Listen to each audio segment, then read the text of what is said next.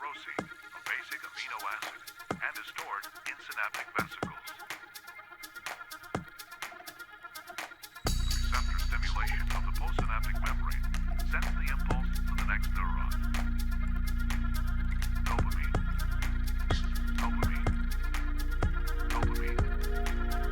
Dopamine. Release dopamine.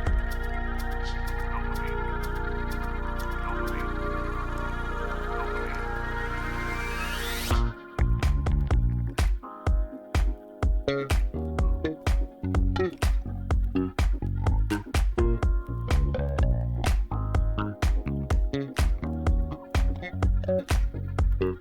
I can feel my heartbeat.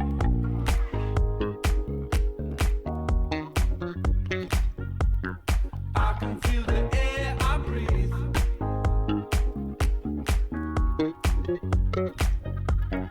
I can feel my vision.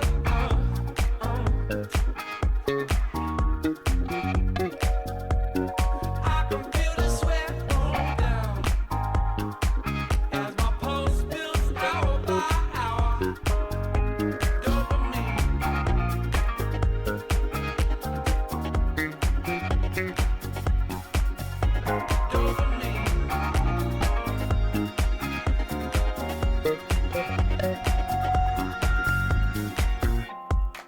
I'm a sinner, I'm a saint.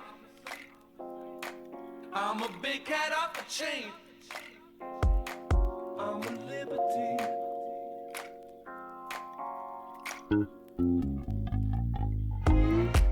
I'm a winner, I'm a champ. I'm that low hypnotic pimp. Call me dopamine. Dopamine. Dopamine. Dopamine. Dopamine.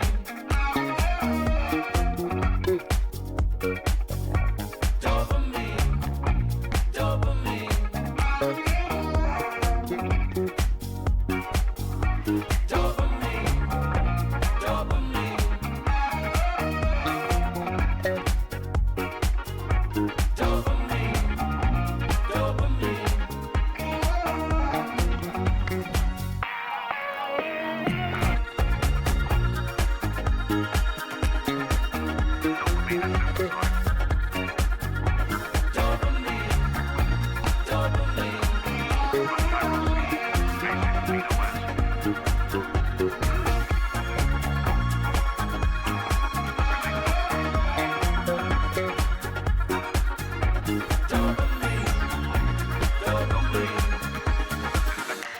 Tyrosine, basic amino acid.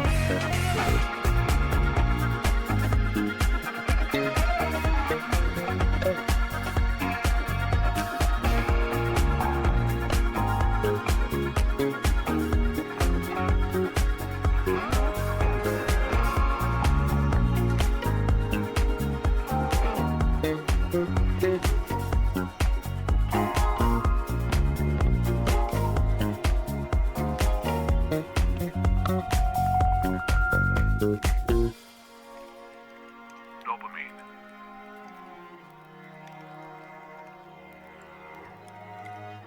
Release dopamine.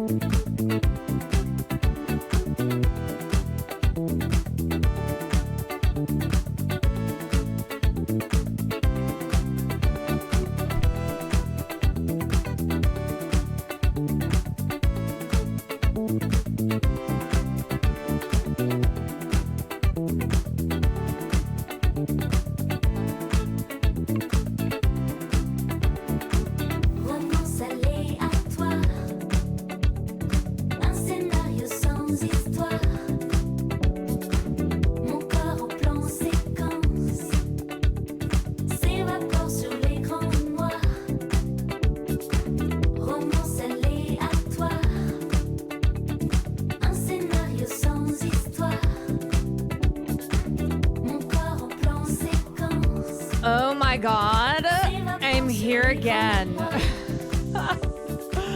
I'm so back, you guys. I'm so back. I'm back like I've never been back before.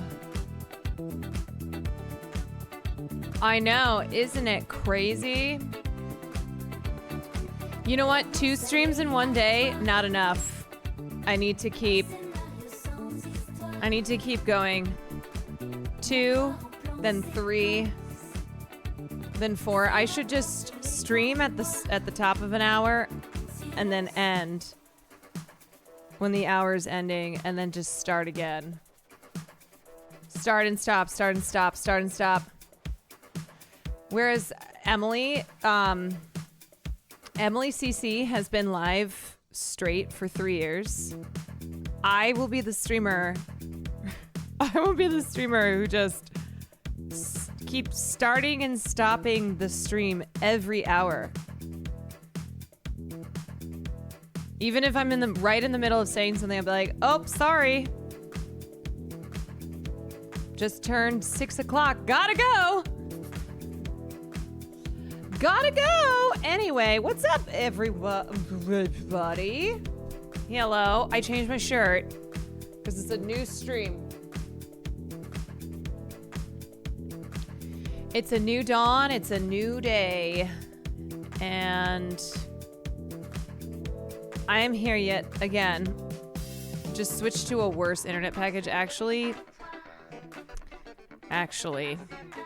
Okay, actually, though, there's 2 reasons. So I was sitting at my computer because I had just finished a call with Kayla Says, who's a YouTuber that I like, and I've watched her videos before. And she's making another video, and she asked me to have a conversation with her so she can cut some clips from it. So I was sitting here and I was like, am I going to go live again?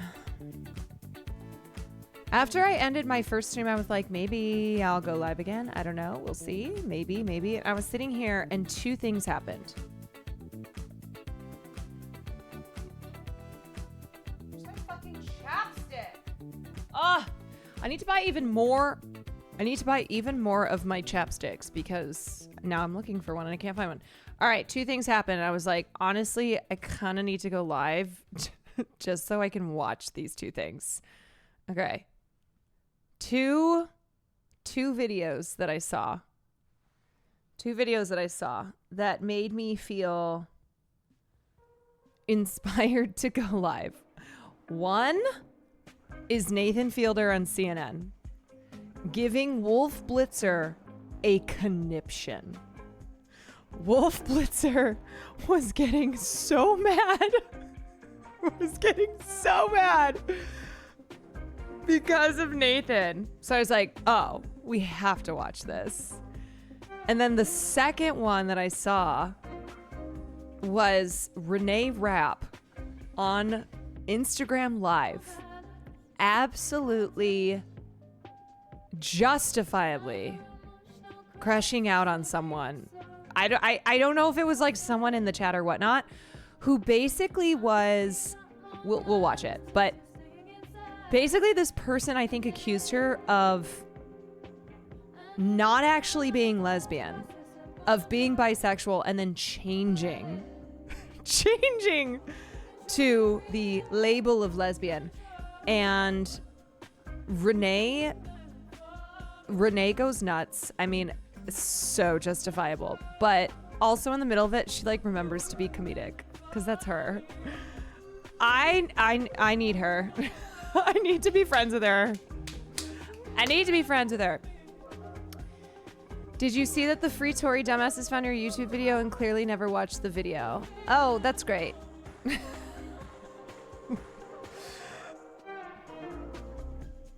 Great. As I said before, for the last 20 months, I have had to deal mostly with hatred from pro-Israel freaks who are like, I think we should burn more children alive. So when I get shit from like dumbasses who say shit like free Tory, I honestly, it's like it's just a fly. It is simply a fly where I go, you're so stupid. This can't even bother me because I have dealt with worse. Canadians are sorry. Thank you for the 12 months. Free him from what? The consequences of his own actions. Just free Tory. You know, there's a lot of times people will say things and I really think they don't know what they mean. When people say free Israel, it's like, from what? From international law? What do you want to free them from? Or they'll say free Tory, and it's like he admitted to what he did. There are text messages.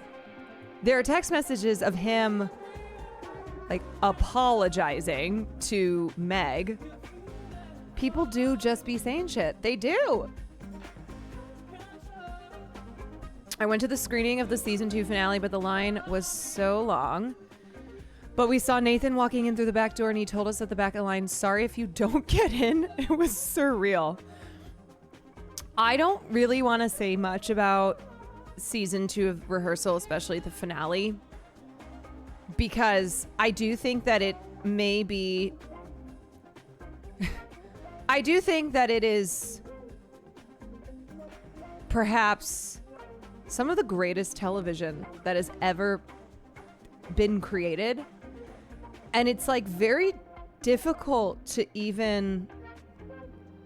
It's very difficult to even explain the show. You know? Like, sure, you can describe the show's premise, but to really get into it, it's like, just go watch it, please. I know I say that about a lot of shows, but if you're not watching the rehearsal, I really think that you are missing out on a cultural touchstone.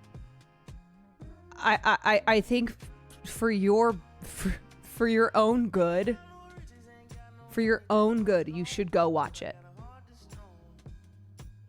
I'm still in season 1 and I was sitting next to someone watching it, describing it, and doing a horrible job. Yeah, you'll sound insane. Like trying to explain the show past just like what the show's premise is. You'll sound crazy.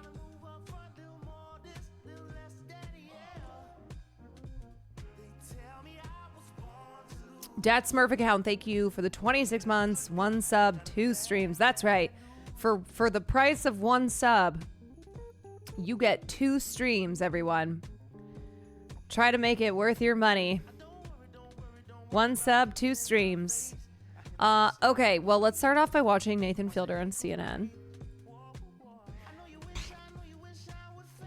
I only saw clips, so I cannot wait to watch this entire thing. Is poor communication between pilots in the cockpit a contributing factor in plane crashes? Well, that is what the latest season of the popular HBO show... And the thing is, though, the show is even more than that. Like, the social experiment and exploration of... An exploration of humanity that Nathan does in the rehearsal season 2, like it's not just a show where he's trying to prove that poor communication in the cockpit leads to plane crashes.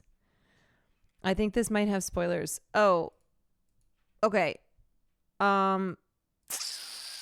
Well, if you don't want spoilers, then just, I guess, tune out. The rehearsal set out to investigate using a replica of an airport terminal, giant puppets, and even cloned dogs. I've been studying commercial aviation disasters as a hobby And I started to notice a disturbing pattern in the causes of these crashes. 15 years ago, you recommended role-playing exercises. The FAA said no. For whatever reason, they're just not going there. In order to make change, it's going to take something different. Mr. Fielder, where does your sense of altruism come from? Where all of a sudden you want to save lives? You're known for pranking. They're known for pranking. This is not sincere.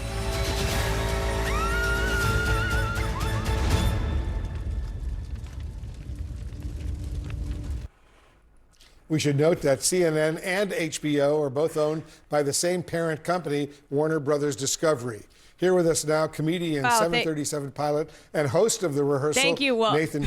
Thank you, Wolf Blitzer, for that very important piece of information.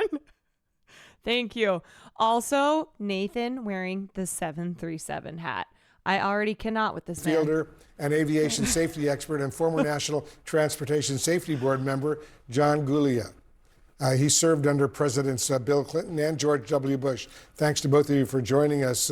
For those of our viewers who have seen the show, in this interview, I'm going to be the first officer, Blunt. And I'm going to be Captain All Ears. You understand what we're Are you- saying? Yes, I mean, that's what we talk about, communication in the show. So we're playing roles right now. Yeah, we are role playing. Well, I'm guessing you this have to interview. do this. Okay, well, I think that's good. You know, Can I be so fucking for real too? DJ, thank you for the 21 months. Deanie, thank you for the gifted sub.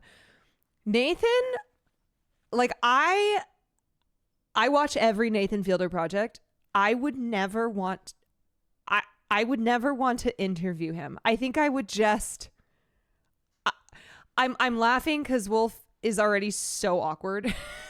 he's already so awkward. Not that like that's not Nathan's whole thing, but I just would not even know what to do. I also think, Wolf, that like the issue that we talk about in the show is people not wanting to share their feelings with each other co-pilots because one might be of more experience than the other, so they might know the thing that will save a plane from crashing, but they might not want to communicate it. Nathan, So I assume between you two, we like each other and we talk to each other. but there's things you probably don't share too. So that's a good way of the audience understanding the dynamic, probably, right? We are. Really, he should be the captain, is what you're Right. saying. That's really what Let's you're talk Did a you little watch the show? Of course. okay. Everybody, I did too. You knew that. You watched all of it. Everybody's watching the show. Great, It's thank a very you so popular much. show. Wow, so you guys excited. are doing great.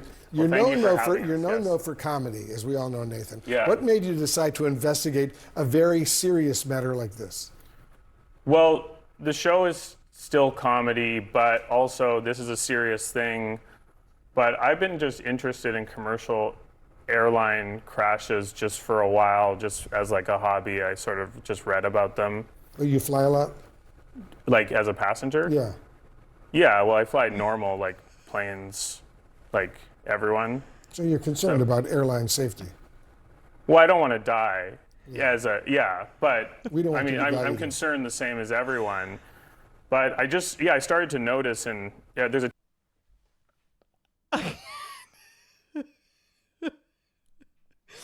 Well, I don't want to die. There you have it.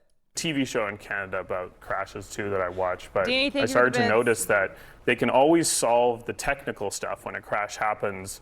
You know, they work really hard to make sure that type of accident doesn't happen again. But for the human factor in communication, the thing keeps happening where there's miscommunication between pilots. And I talked to John about this, and yeah, John obviously, you know, he just got inducted into the Aviation Hall of Fame, by the way. Congratulations. So Congrats. it's a big thing, and we're really excited about that. So in aviation, But, we've yeah. long known that communications has been an issue, and we have dealt with it effectively through crew resource management. But what Has Austin watched this? Sorabora. This is honestly, I say this with peace and love. This is like not something that I would ever see Austin show watching. Even, you know what though?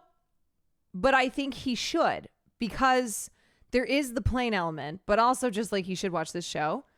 But I I don't know how else to convince him aside from pushing the plane aspect. Be like, you should watch this because planes and simulation, and it's the same simulation that you use.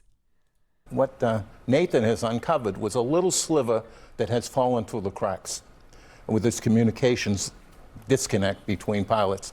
And when he first came to me and mentioned that to me, it immediately caught fire with me because I've seen it. I've flown in many, many, many cockpits. I've seen the scenario that he presented over and over again. And in fact, I want to take his scenario. I teach school at Vaughn College in New York City, an aviation school. I plan on taking that show to my students, well, because they're up and coming aviation people, to show them and use it as an example of what they should not do and that they need to speak up. So clearly there's concern. You lay it out in the show. We reached out to the FAA to see what it had to say about all of this. And it told us that it mandates all airline pilots and crew members to complete interpersonal communication training. And it says it isn't seeing the data that supports the show's central claim that pilot communications is to blame for airline disasters. Well, so I want to get you to respond to that, obviously. That's dumb. They're dumb. And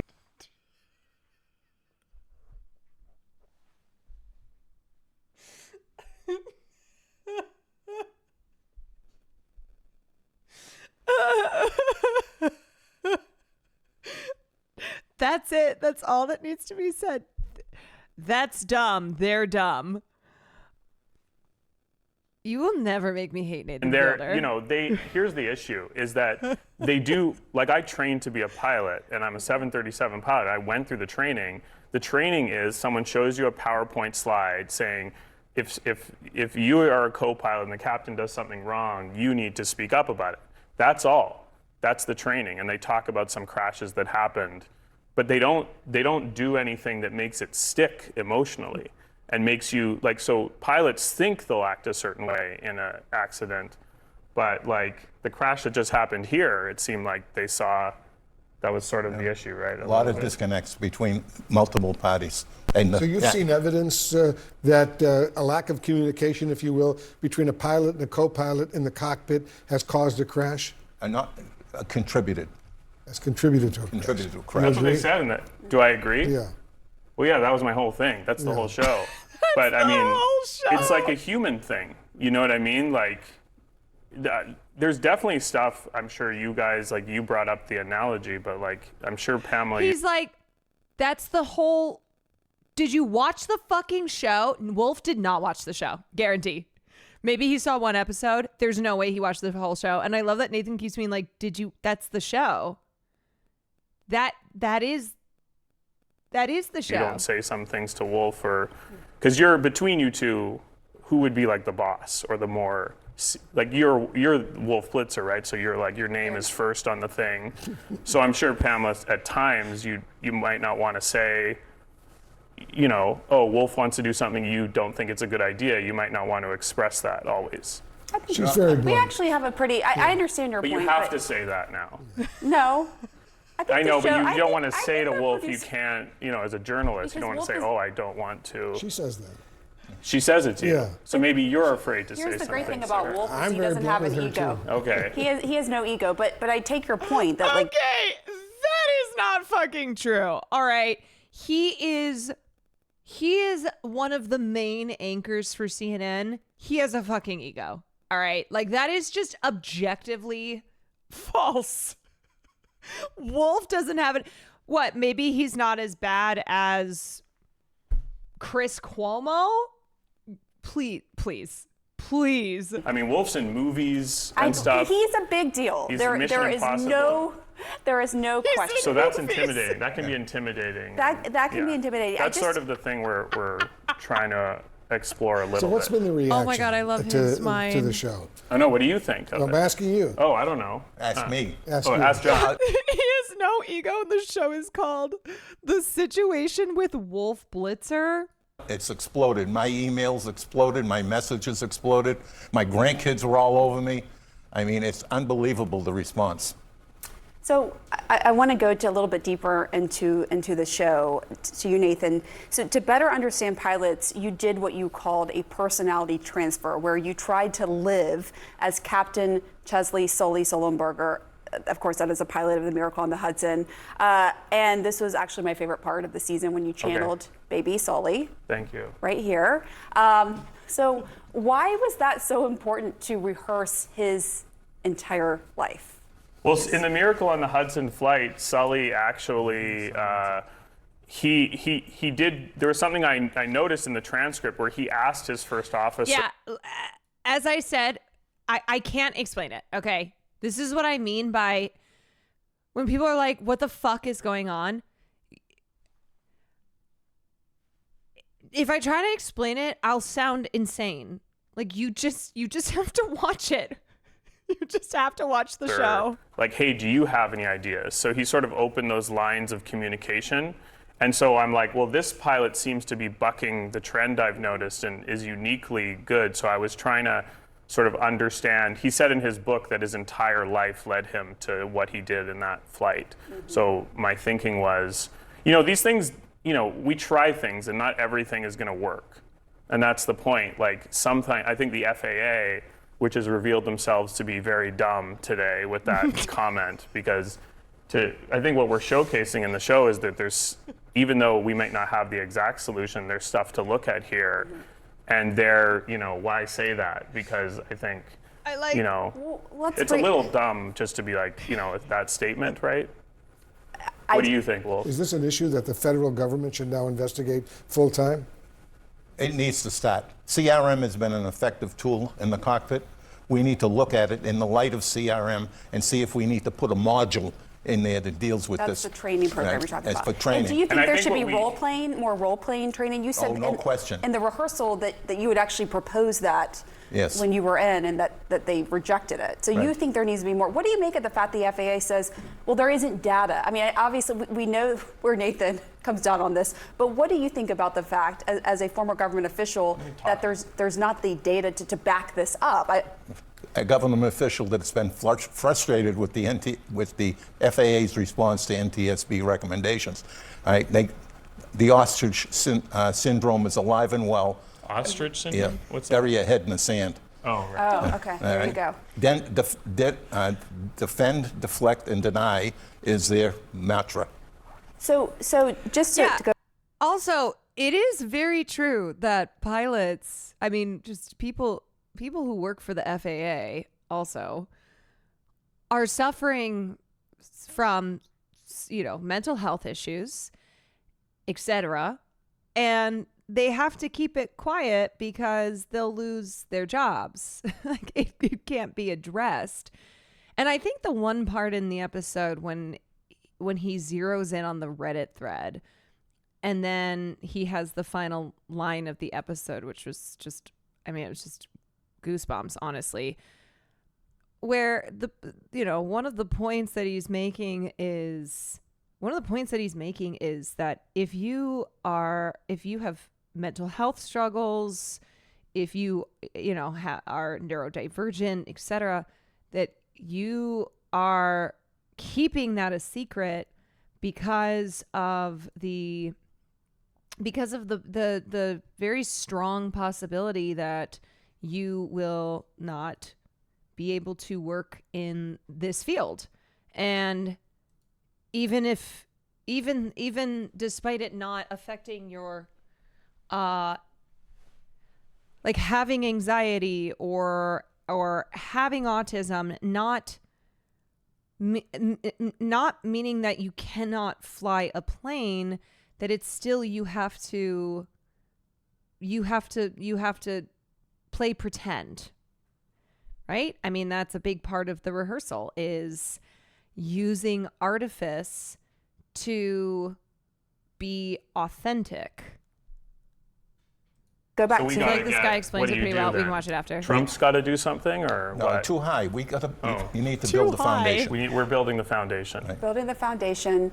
Coming on this show, obviously you've been appealing to Congress. Go Yes, ahead. and that's what I was hoping to demonstrate with the Miracle over the Mojave, which is the flight that I flew in the show to show communication between pilots, that people can see that two pilots trying their best to communicate, it's still a struggle. And fortunately, in that flight, nothing else critical happened. So I think when the communication lines up with a real potential emergency, that's when it could make all the difference. And so, fortunately, I landed the plane safely and saved 150 lives that day. And so I think Saved 150 the hope lives. is that the FAA will look at this stuff and the miracle over the Mojave and be like, I yeah. do think this has been going on over multiple administrations. This isn't just a Trump administration issue. No, this goes back. I mean, we started the show under the. I will say too, I watched. Is he playing a character? Well, that's the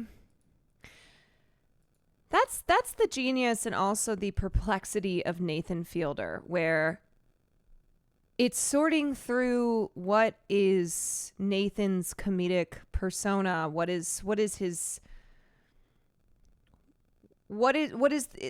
pretend that he is playing, and then who is Nathan Fielder? Yeah, that is the question of like, who is Nathan Fielder? And if you're at all familiar with the comedy of somebody like Andy Kaufman, he was a performance artist. He engaged in the comedy of the absurd.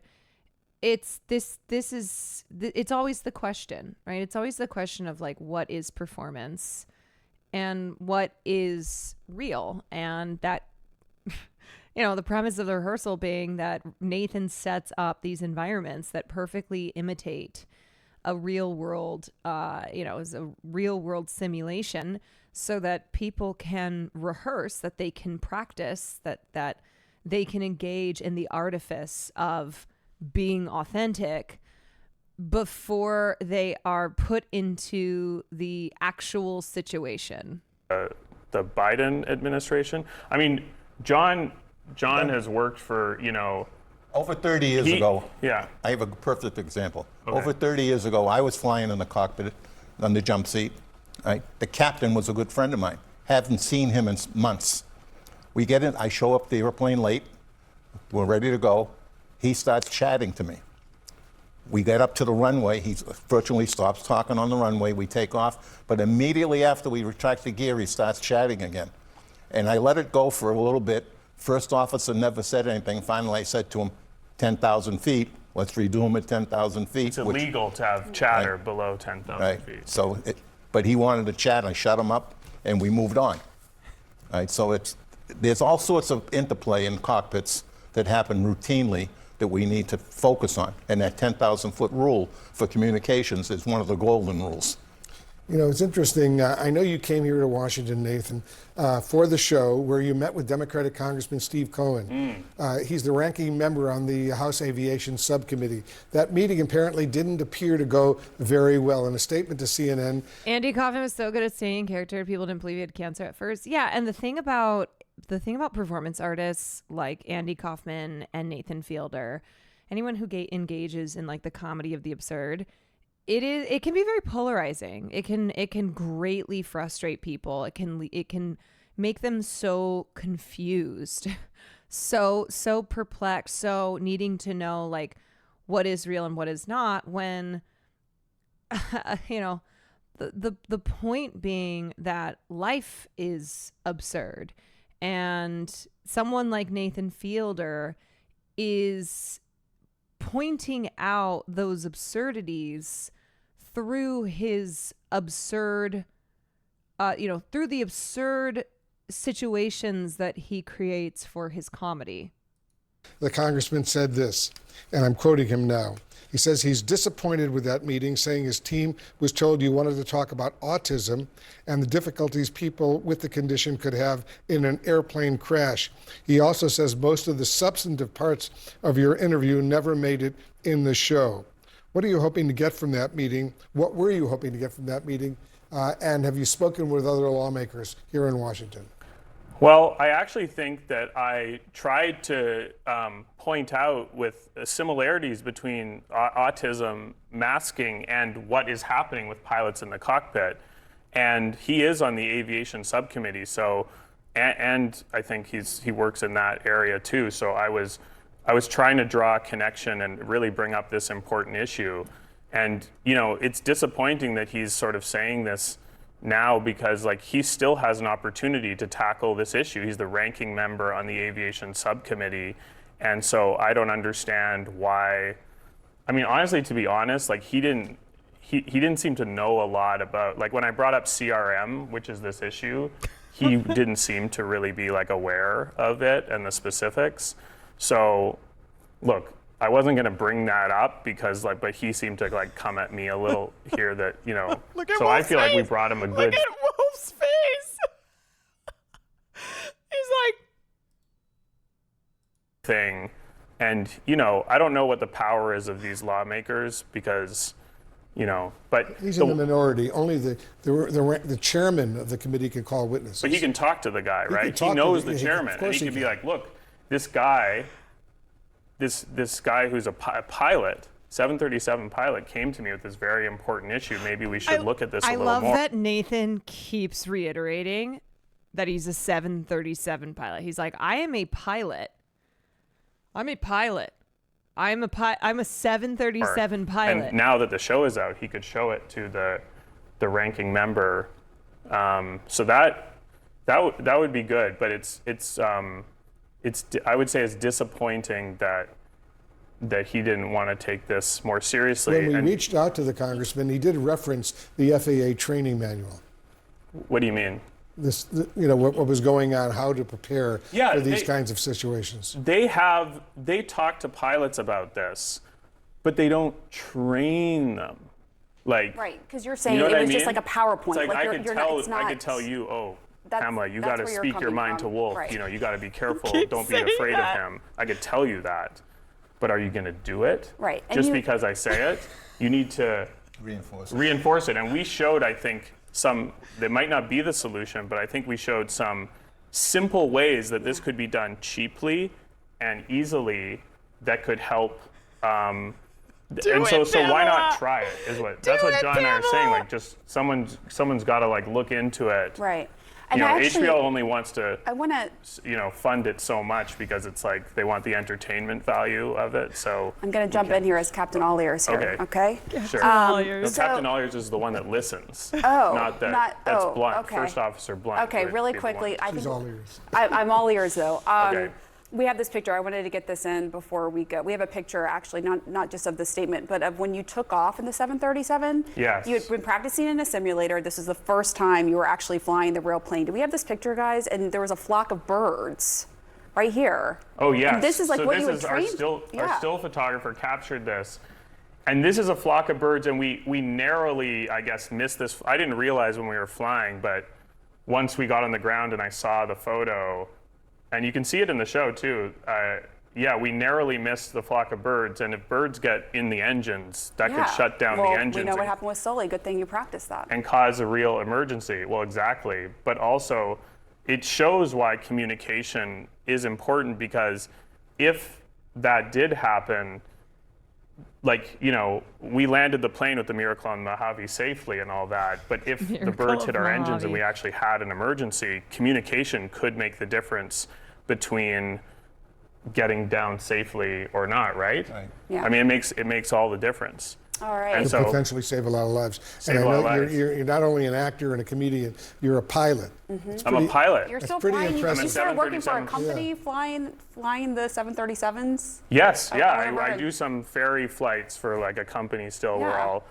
I'll, transport empty planes around the world. You're doing a Amazing. good Well, job. thank you. I do Thanks want to for say coming in. thank you, and I want to say too, like, this is just something that I think is important to say, because, I think these days, like, a lot of people will go to like, alternative news sources or like comedy podcasters to get the word out about stuff, like Joe Rogan or Theo Vaughn. But for me, it's still CNN all the way. Thank you. So And thank you for For us That to. For means you a too. lot. Thank you so much. Nathan. guys, We keep up the really good work. appreciate Thank you. that. Thank you. Thank you. Thank you so Okay, right there, he is fucking trolling. much. can see. You can tell. Pastors to get the word out about You stuff. can tell. Look at like his face. Joe Rogan or Theo Vaughn. But for me, it's still CNN all the way. Thank you. So for- thank you for. For The little smirk at the end. As a pilot, I can say this was a great interview. Honestly, what I love about Nathan is that he's never going to act in any setting. Oh my God, this is fucking driving me insane.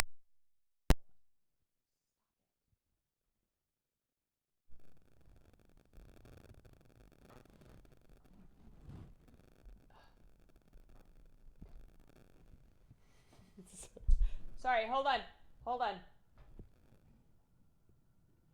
Why if I... Okay, wait. Okay, no? What the heck? Like, if I hold this up, it's fine. But then if I put it down on the desk, the communications array is in turmoil. It is. Oh my God. Oh, it's driving me nuts. Oh my God, why is it getting worse? Okay, wait. Just stay like that. Just. No, I hear you.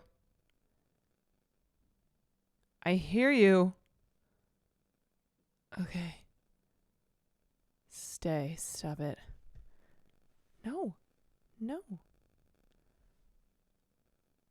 Stop. Ah! God, you're so annoying. You're so annoying. Okay, let me try something. Put this on top of that. I don't know why.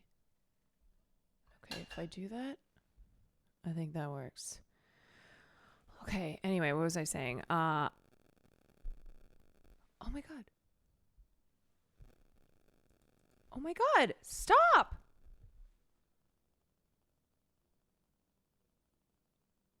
I swear, every time I start. Okay, there we go. Why don't you hold it just like your life reporter? I know I should. No, those of you asking about Austin Show and this show. Normally, this is a show that I do not think Austin Show would watch, right? This is not something that he would dive into, as he's curled up next to his cats. However, I do wonder if he will watch it specifically because of the flight simulator being the same one that he has used. So the flight simulator in Vegas, that is the exact same simulator that he uses. So I wonder if he would watch that. I think the first episode of season 2 will draw him in. I know. I feel like I would have to force him to watch it. But then he would watch it.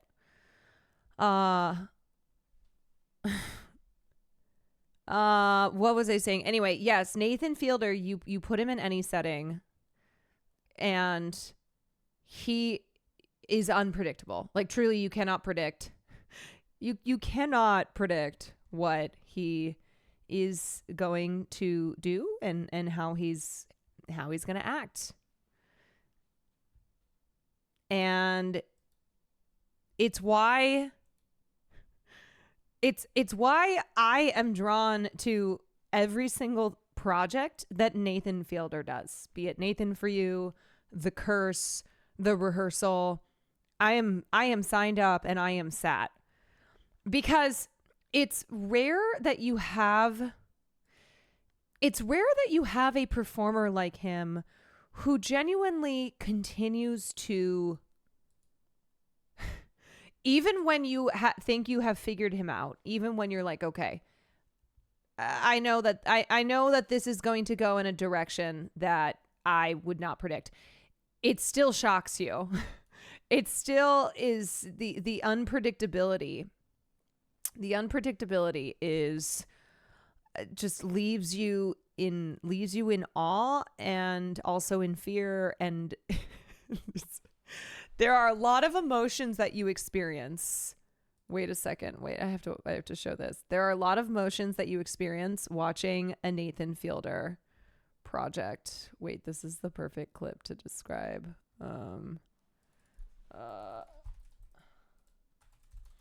I did not audition for Wings of Voice. No, I did not. This is my favorite tweet trying to explain what the rehearsal is all about. Sprawling, it's big, it's fun, it's fucked up. Granted, it's fucked up, but I see it as meditation on cults, hero worship, mass murder, suicide, everything. It's life. It's life. Sprawling, it's big, it's fun, it's fucked up. Granted, it's fucked up. But I see it as meditation on cults, hero worship, mass murder, suicide, everything. It's life. That's like the only way I can describe it. Wait, somebody had who did I say link me this TikTok afterwards? Ashley, we are talking about Nathan Fielder. I don't give a shit about Timothy looks like the rat from Flushed Away Chalamet. Whatever, man.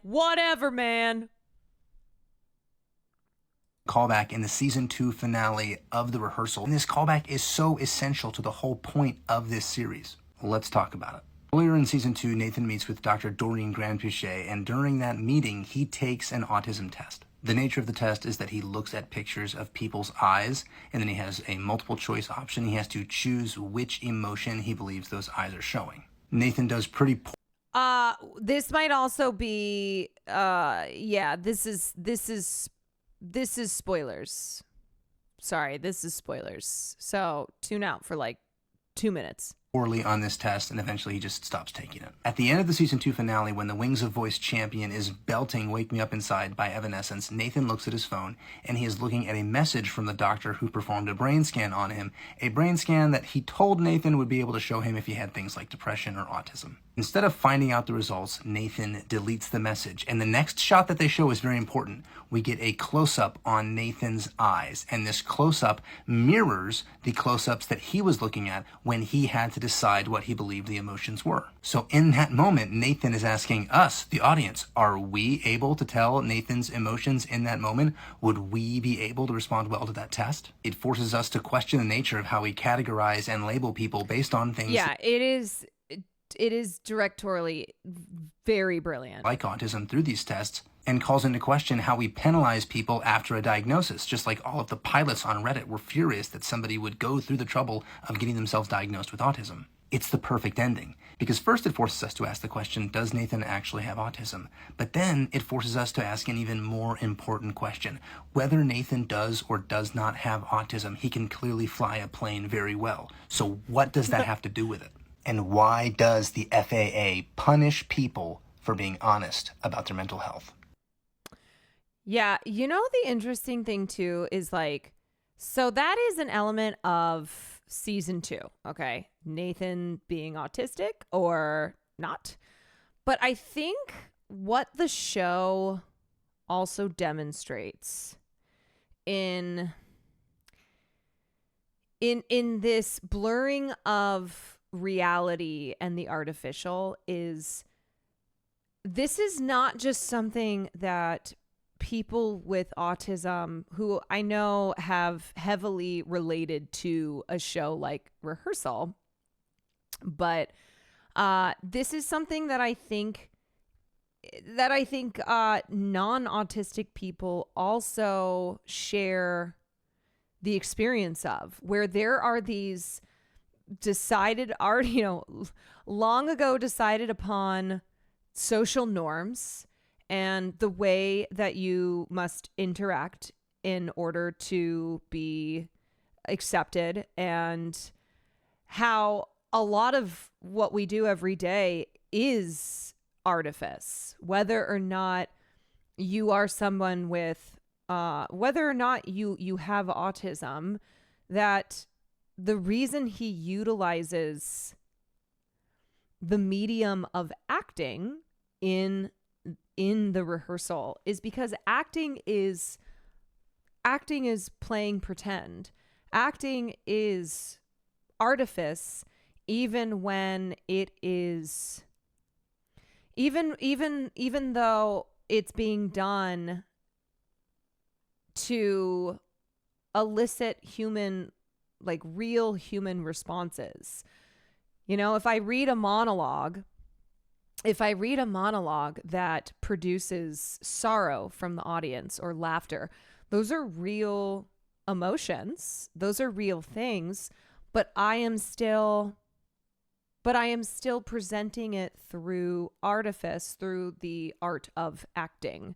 And so he uses acting, which is, the science of the artificial, to demonstrate this rehearsal that really is just all of life. We all day to day go through and act in a way that, like, we're always acting. We're all acting always. Whether we're acting at work or playing a role on a date, there is this level of you are responding in a way to established social norms, right? Not auntie, I keeps it real, except for you. But there's still like keeping it real. I guess what I'm trying to say is like keeping it real, but also still adhering to social norms, right? I'm so fake nice at work.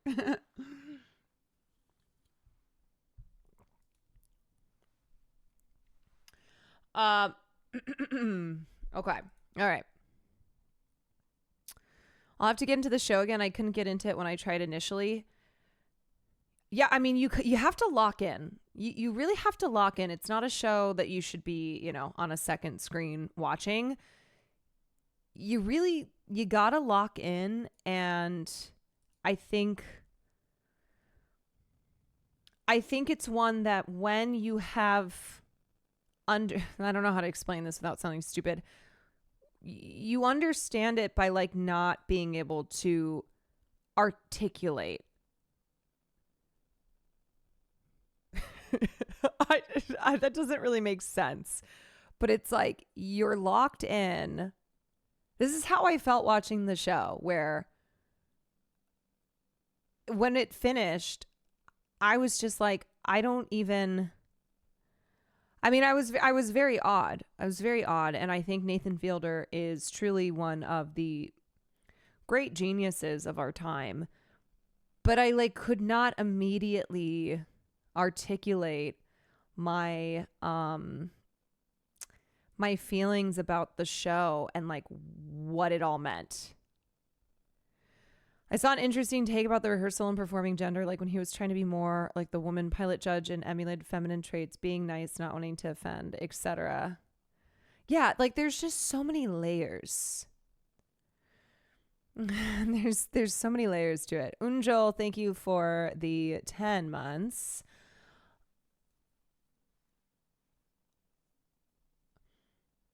I can't forget the pilot guy who talked through that was just sexual harassment personified to any woman in his sight, but LOL, God forbid you've taken antidepressants. Yeah. God forbid you got a little of the tism.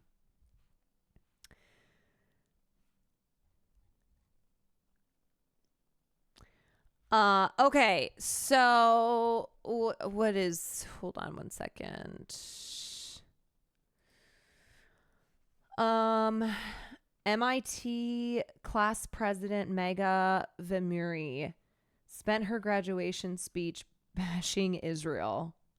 I'm sure that's going to go over well. I'm sure MIT is hopefully MIT doesn't pull a Harvard or NYU where they're like, we're going to take this away. Sorry, you just spent 4 years and a lot of money. and it's your right to, and it's also morally right, but also your right to give this speech. Let me watch this. This is an exaggeration. Hold on. Academic institutions across the country are shrouded in a dark cloud of uncertainty. The question of what will happen next echoes in our minds, and there is a lot of fear in many of our hearts. We must remind ourselves that when we came to this institution, we dreamt of the opportunity to make an impact on humanity. We have been given the privilege of access to a place like this, to a community like this, and it is now time to make use of it. We cannot allow fear to keep us from doing that. Why was this recorded on potato? Because flip phones are so have bad. faced the obstacle of fear before, and you turned it into fuel to stand up for what is right. You showed the world that MIT wants a free Palestine.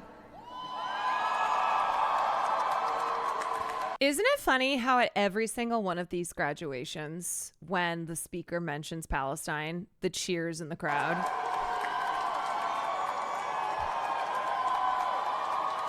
There is a loud response. Last spring, MIT's undergraduate body and graduate student union voted overwhelmingly to cut ties with the genocidal Israeli military. You called for a permanent ceasefire in Gaza. And you stood in solidarity with the pro-Palestine activists on campus. You faced threats, intimidation, and suppression coming from all directions, especially your own university officials. But you prevailed because the MIT community that I know would never tolerate a genocide.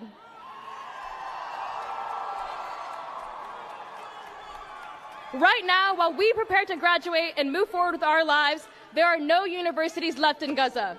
We are watching Who is that one person shouting? Israel try to wipe Palestine off the face of the earth, and it is a shame that MIT is a part of it.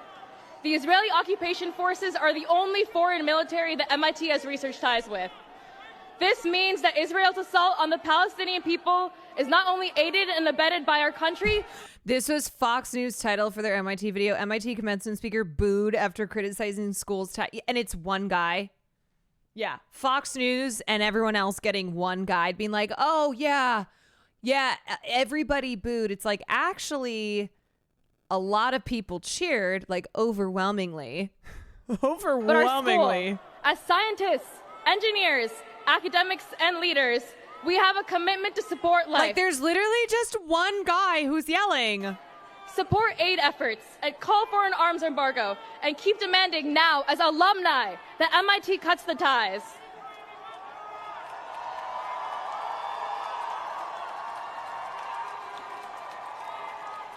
Now, I invite you all to join me in the tradition of turning the ring.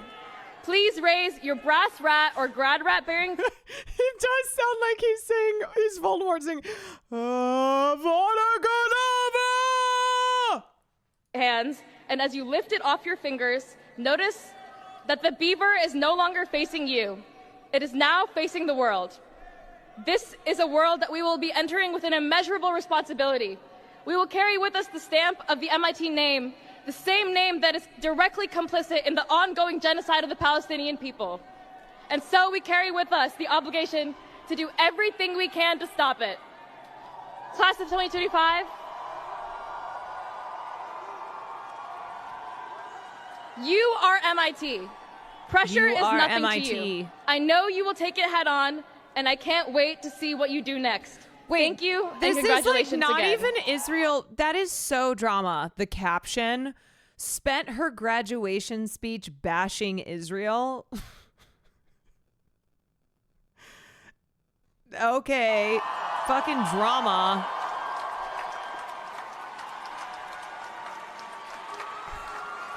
No, not the Bieber. Yeah. The Justin Bieber.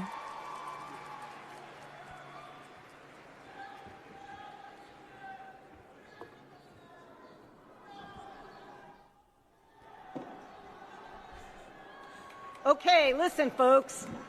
At MIT, we value freedom of expression, But today's about the graduates, so it's time for me to charge you all. So good afternoon. Okay, honestly, yeah, awkward AF, but also better than the way that a lot of other university presidents have been responding, you know? It's like awkward, but fine. Everyone. Good afternoon, Governor Healy, who I'm so happy to have here.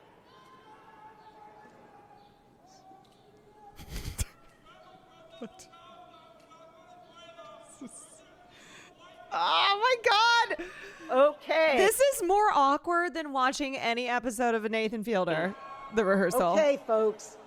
There is a time and a place to express yourselves, and you will have many, many years to do it. Let's talk today about our graduates.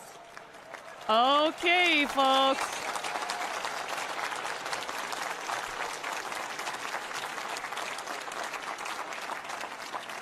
Okay, so I have to give a shout out to the members. All righty, folks. Jesus. Okay. Oh my God.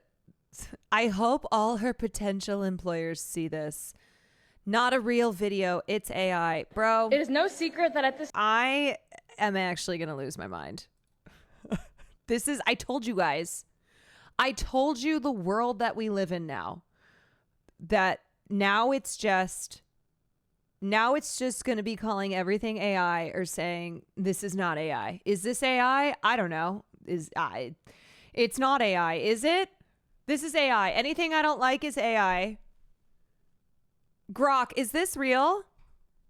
At Grok, is this real? Okay, before we get to the Renee Rapp video, this tweet, you would have seen a shoe flying at her like George Bush. Are y'all ready for this? Are y'all ready for this? Rate the rehearsal out of 10. I hate rating stuff. And also, I don't even know how to apply a rating. I think Nathan Fielder is a genius. I think that he is producing television that is unlike anything we've ever seen. And he continues to make things that I really think are I think are difficult to even comprehend because of its absurdity, but also because there's always so much that you experience. One minute you're laughing and the next you're like, oh my God, this is like one of the most real depictions of what it means to be alive. You experience so much. Yeah, he is unlike anyone else currently working in Hollywood. I feel like he is a social experiment in human form. Yeah. Okay, y'all, watch this. No matter how hard I try, every turn I take, every trail I tread, Speaking of every path planes. I make, every road leads back to the place I know where I cannot go, where I long to be. Can I tell you something so bad? My first thought was, is this... No, I can't even say it. It's so... I was like, is this a Make-A-Wish situation? Is this little girl like dying and her dream was to sing Moana's How Far I'll Go on the sound system in front of a group of passengers?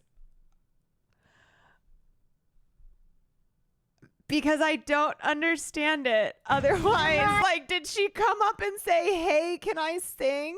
And they were like, sure. And where the sky meets the sea, it calls me.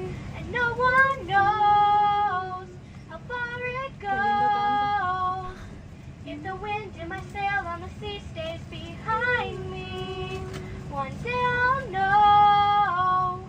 If I go, there's just no telling how what do far people I'll do? go. I know everybody on this island. What do you do in this situation? A roll on this island. She does the whole Everything song. is by design. I know everybody on this island has a role on this island, so maybe I can roll with mine. I can make us strong, I can lead with pride. I'll be satisfied if I play along. But the voice inside sings a different song. What is wrong with me? See the line where the sky meets the sea? It calls me, and no one knows how far it goes. And it seems like it's calling out to me, so come find me. Okay, to those of you who are saying this is Caroline coded, I never did this, but also as a family, we never flew because it was very expensive. So I really never had the opportunity to, but I never did this. And let me know what's beyond that line. Can I cross that line? See the line where the sky meets the sea? Key change. It calls me, and no one knows how deep it goes. If the wind's in my sails on the Can you imagine that you've fallen asleep, okay? You've fallen asleep and you come to, and you're like, what is going on? He stays behind me. One day I'll know. Is that the pilot? How far I'll go. You're just looking around like, is that the pilot? No matter how. You know what? I hope Girly Pop continues in theater, because that is a theater kid through and through, okay? But also, I just have to say, I'm sorry. I don't care if you are a child or an adult, whoever you are. This genre of performing on planes, no. Like, what was the video we watched one time? It was this Christian singing girl where she was playing. Remember the train, or not the train. The airplane was stuck on the tarmac. And so someone brought out a song and started singing like Kumbaya or some shit. And everyone on the plane is just like, oh my God, I'm going to do a terrorism. I'm going to. Because the thing is that there are a lot of people who do not like flying for many reasons. Okay. And I think the last thing that they want is to be subjected to anything like this.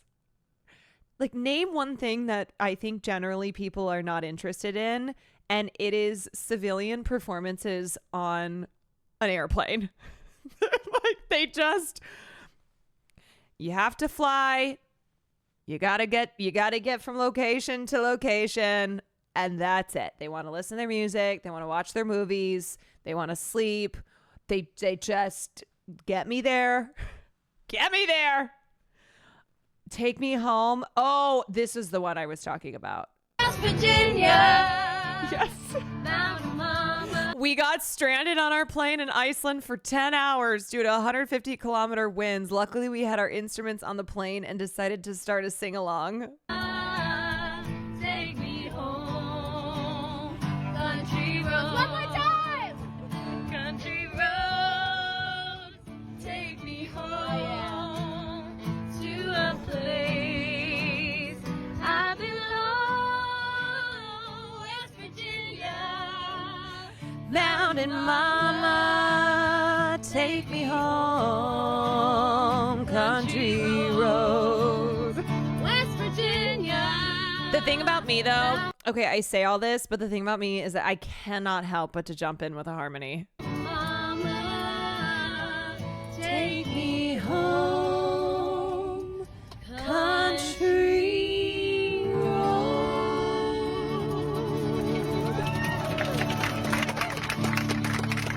Thanks for singing along, guys.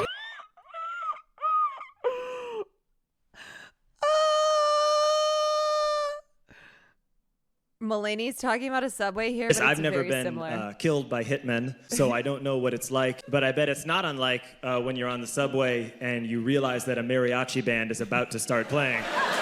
Just that brief moment where you're reading and you're like, oh, a guitar player. Oh, another guitar player. No, an accordion player. Oh, no.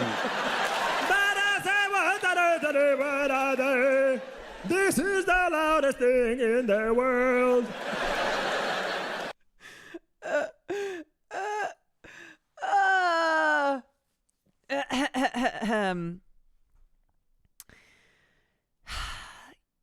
Can I say one last thing and then we'll watch Renee rap?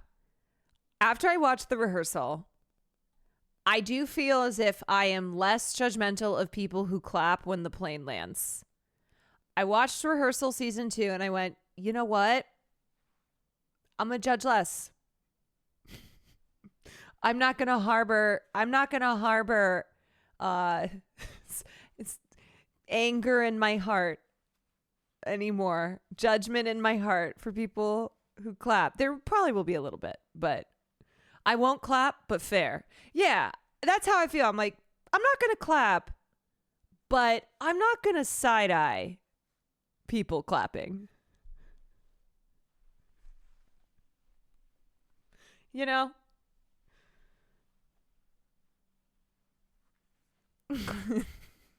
You know? Okay, anyway, now it's time to watch the second video that brought me back to a second stream. Honestly, it taught me that flight travel is a miracle and every successful flight is a gift from God. What would you do if you were on a plane and then you found out your pilot was Nathan Fielder? Okay, here we go. Or like a lesbian in that moment, because that invalidates people who have always liked women or something like that.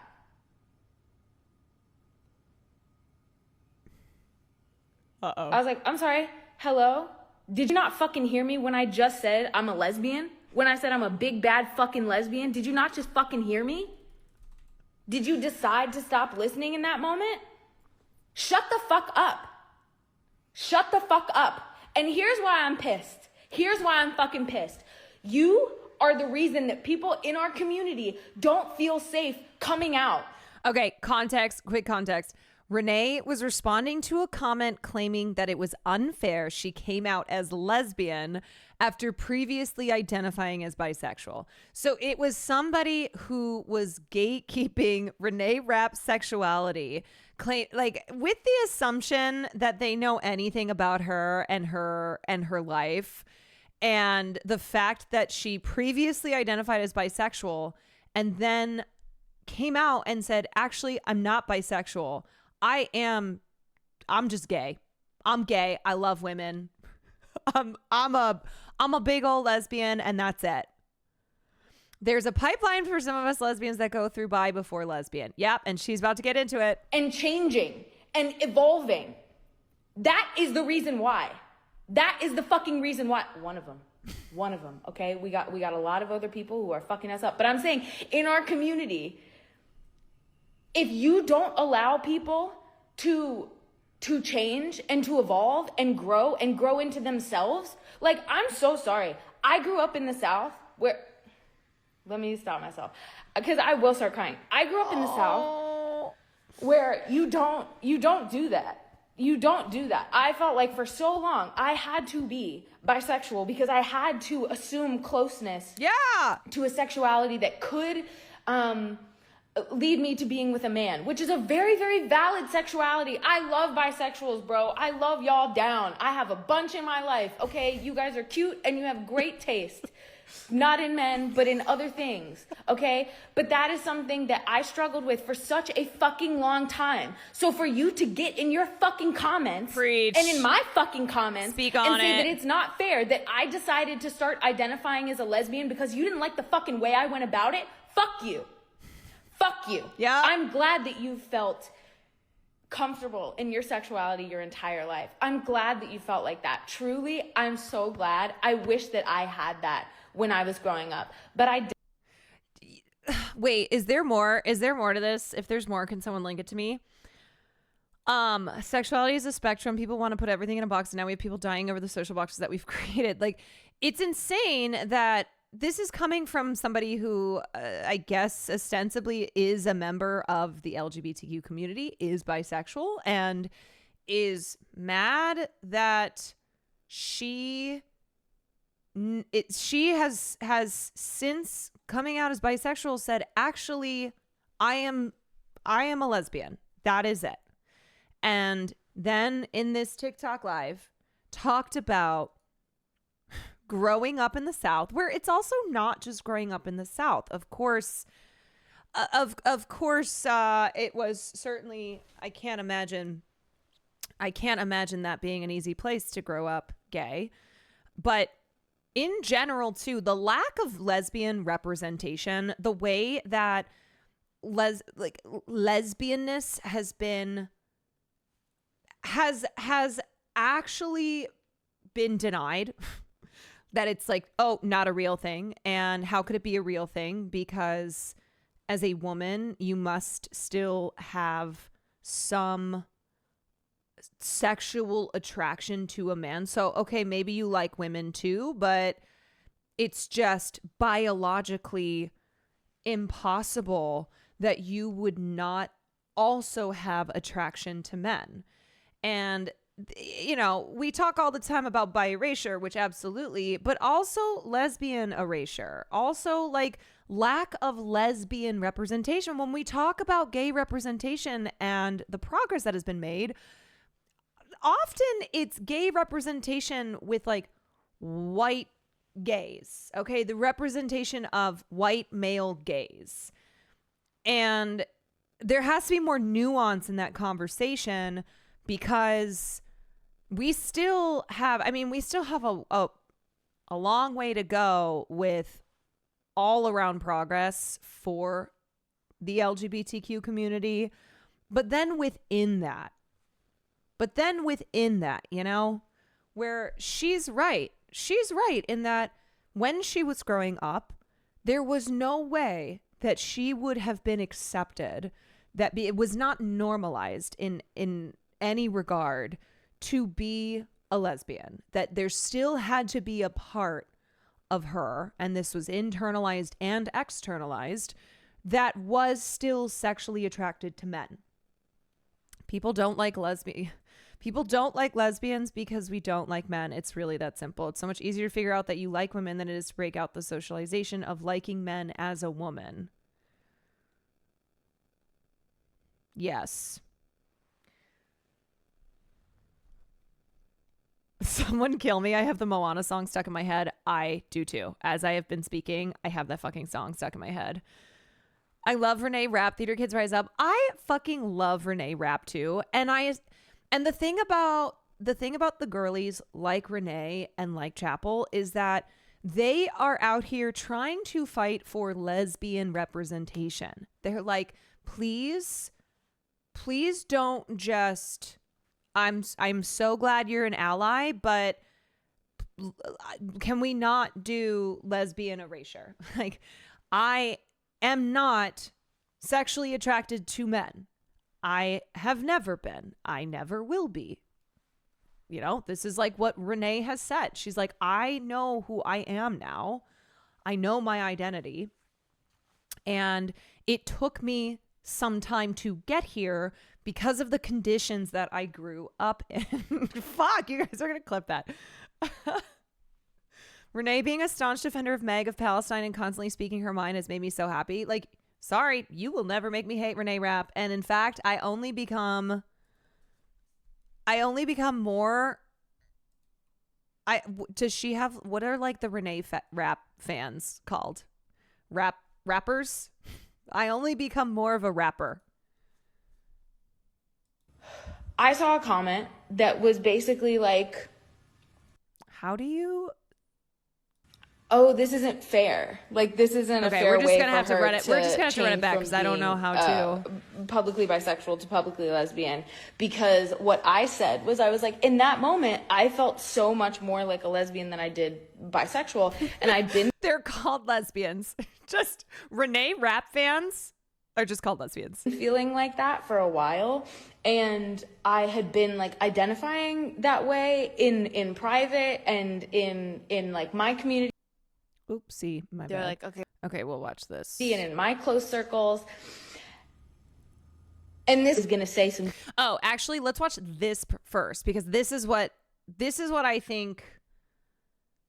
This is what I think spurred the comment that caused her to say what she said on the Instagram Live. They were gonna call you a little bisexual intern, and at that time I was like very like publicly bisexual. I had been for a very long time, and like in private I was like talking with my girlfriend and a lot of my friends for the last maybe like 8 months before that, of being like, I actually like don't really feel very like bi at the moment. I feel like very much like a lesbian, and like it feels so nice, and like that word feels amazing and feels very like euphoric for me. So I was like, do you think that we could just change it to like gay? Labeling yourself publicly is really, really, really empowering, and also I think can be kind of intimidating.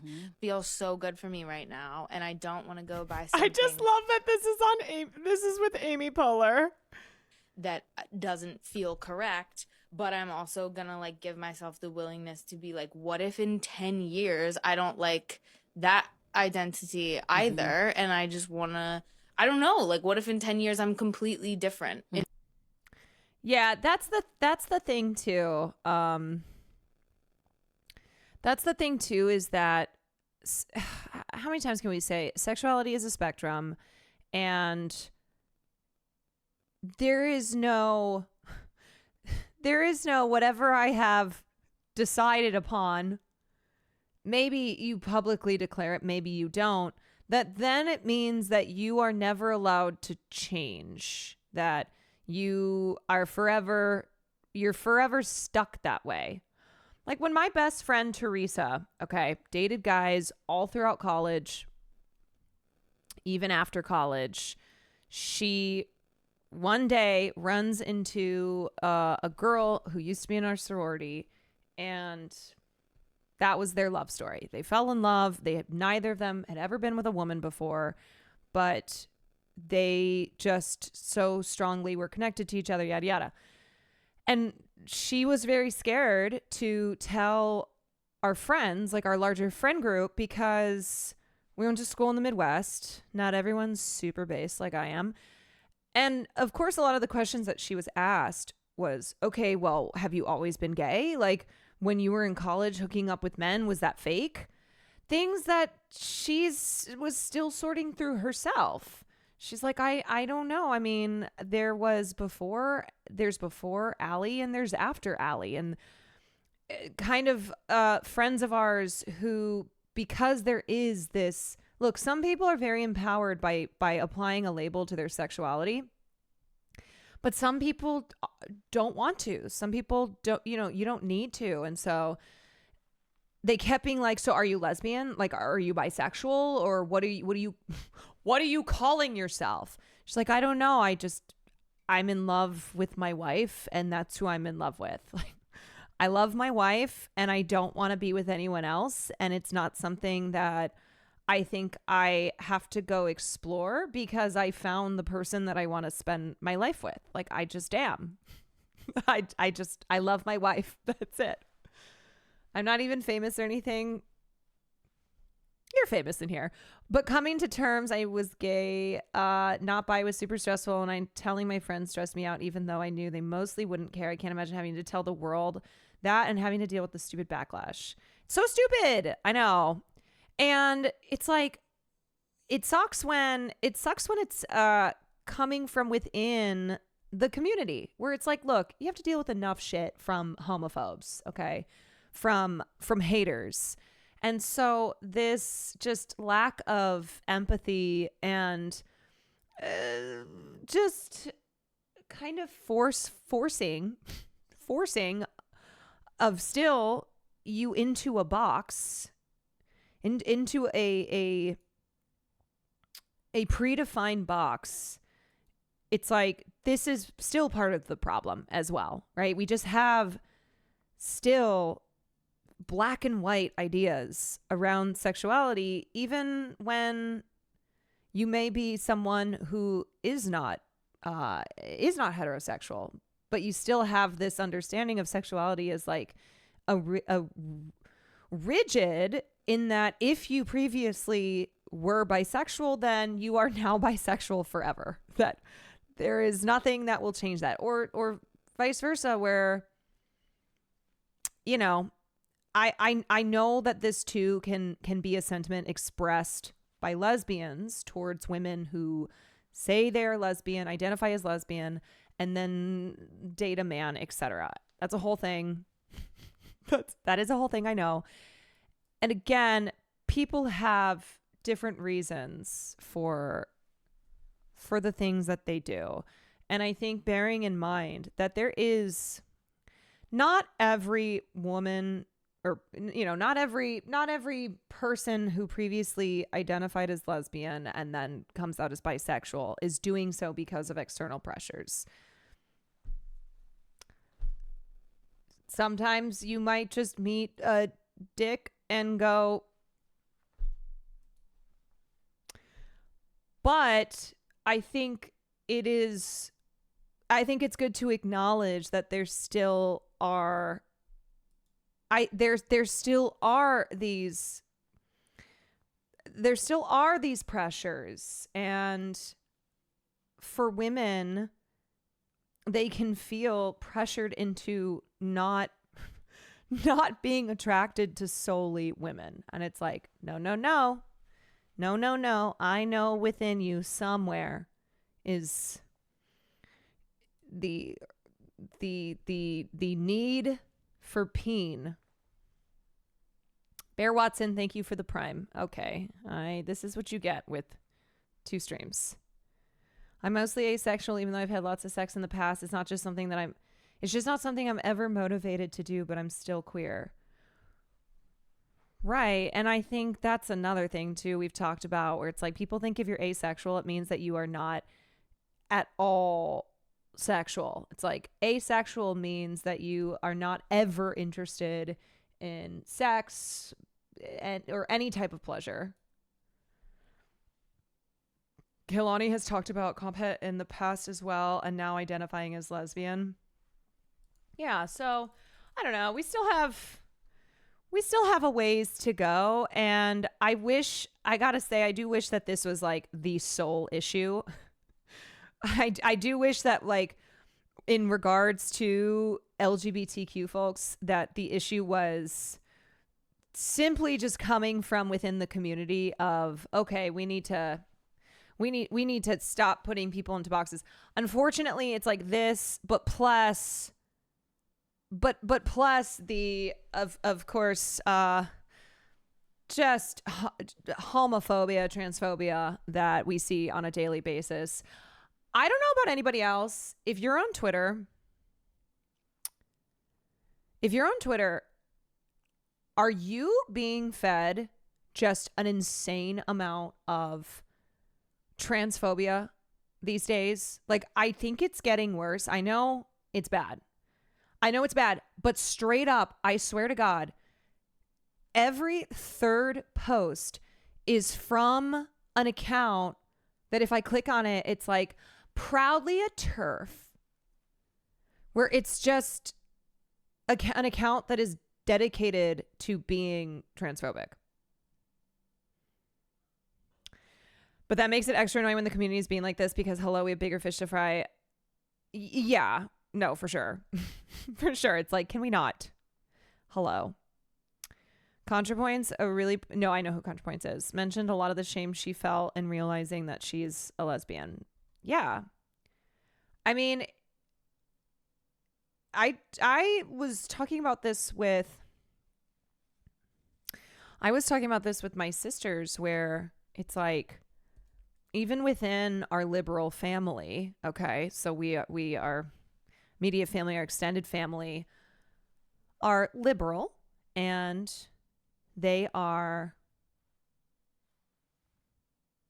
allies, ostensibly, but they are allies when it comes to other people being gay. And there's a difference then with what would happen if someone in the family said that they were gay. And this happened, this did, when my cousin came out.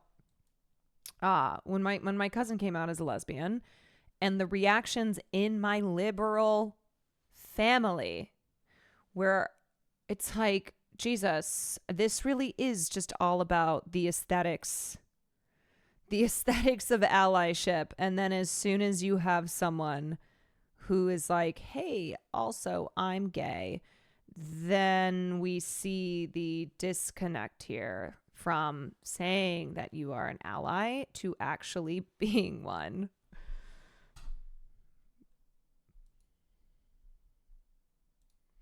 Mobile chatter here. I do myself have some trouble with my own identity, where I've known since like 12 I was a gay man, or at least gay. It's been some time now where I've had some thoughts about being attracted to women too, and had to talk on Discord by Sky about how it's okay. Oh, shout out.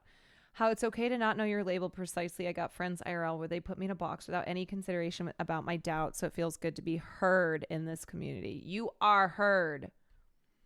Like they say in The Bear. Heard. Yes, chef. Yeah. Yes.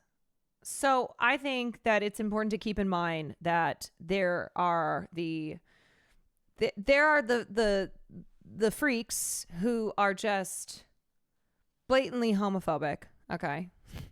Like we know these people, but also this pressure and this lack of allyship within the LGBT community as well. And it's like, man, there are outside forces that are so hostile to the community. And yet the call still comes from within, from inside the house. You know, it's the same thing when it's like gay men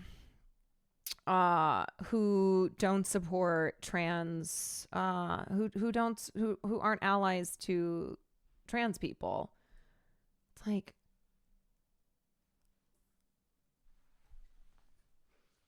the fuck is wrong with you? Gay Republicans. Yes. Gay Republicans. They hate you, okay? They are not your friends. The Republican Party is not your friend. Speaking of gay men, did Mizkif really move in with Austin and Christian in... Wait, did they win? Nixon 7. Wait a second. Nixon 7. Nixon 7. Is that why? Wait, were you watching it over there? No, I was driving home. Oh. I listened to it on the radio. 111 to 94. Wait, so they're tied up now? No. 2-3. Pacers. When did they win a third game? It's okay. Wait a second. But it's best out of 7. Yep. Nixon 7. Wait, when's the next game? Saturday. Do you want to be like Timothy Chalamet and Kylie Jenner and go? If I said if the Knicks win this series, we'll go to the next series. We'll go to the NBA final. Oh, this isn't the final? No. Okay. This is the semifinal. This is the Eastern Conference final. So it's a semifinal, right? Yeah. Okay. So if they win, then we'll go. I am not sexually attracted to men. Ow! Oh, you okay? Yeah, you're pulling the thing. Oh, sorry. Oh, hold on. I am not sexually attracted to men. Wait, you pulled I it out. have never been. I never will be. I am not sexually attracted to men. I have never God been. damn it. I never have to will keep... be. I am not sexually attracted to men. I have never been. I never will be. out of context clip. I mean, it tracks. It tracks. But also, you know what? Fuck it. How long are you streaming for? I was gonna just stream for we're gonna go see a movie. Yep, let me know. Okay. I didn't know if you wanted to go work out more since it was interrupted by. No, my gym's been slow. Okay. Well, do you want to go get dinner before? Yeah. Okay, so there's one at 9:30. Great. Just let me know when you're done. I'll be at my stream. Okay. Yeah, I was just doing another short stream again. Great. Excellent. Farls Guapoco, thank you for the bits. Fucking kidding me. Get behind me, Will. Get behind me, Will. See, this is why I preemptively was like, I know that this is Will saying this and linking himself in Gremlo, but I preemptively also now no longer fuck with Gremlo. I'm with him. See? Pioneer of ginger phobia. This is why, you know what? I am going to become now the oppressor of gingers. Okay? That's what I have been forced into this role. Yes. Where now I have to do this. I must. Oh no. You guys, I'm not responsible. I am not responsible for the things that they made me do it. I am not responsible for the things that I am going to create a ginger phobia. Unfortunately, I am going to create an environment that is all ginger phobia. Fucking kidding me. Get behind me, Will. I am not responsible for things that were said on a morning stream. Morning streams different than evening streams, okay? So, things that are said in the morning Felt more like I cannot be responsible for. Also, little update here. Since we covered the Broadway diva drama between Patti LuPone and honestly Audra McDonald, but also pretty much everyone. It is Patti LuPone going up against everyone. But here was Audra McDonald's response from an interview that she was doing. As we're sitting here today, there's a New Yorker piece. Patti LuPone says about you, Audra is not a friend with a D. I know there's a lot of back and forth. Were you surprised to hear that said about you from her? And I'm not trying to start a Broadway dust up here, but I'm wondering how you're processing. I mean, I don't. If there's a rift between us, I don't know what it is. That's something that you'd have to ask Patti about. Mm-hmm. You know, I mean,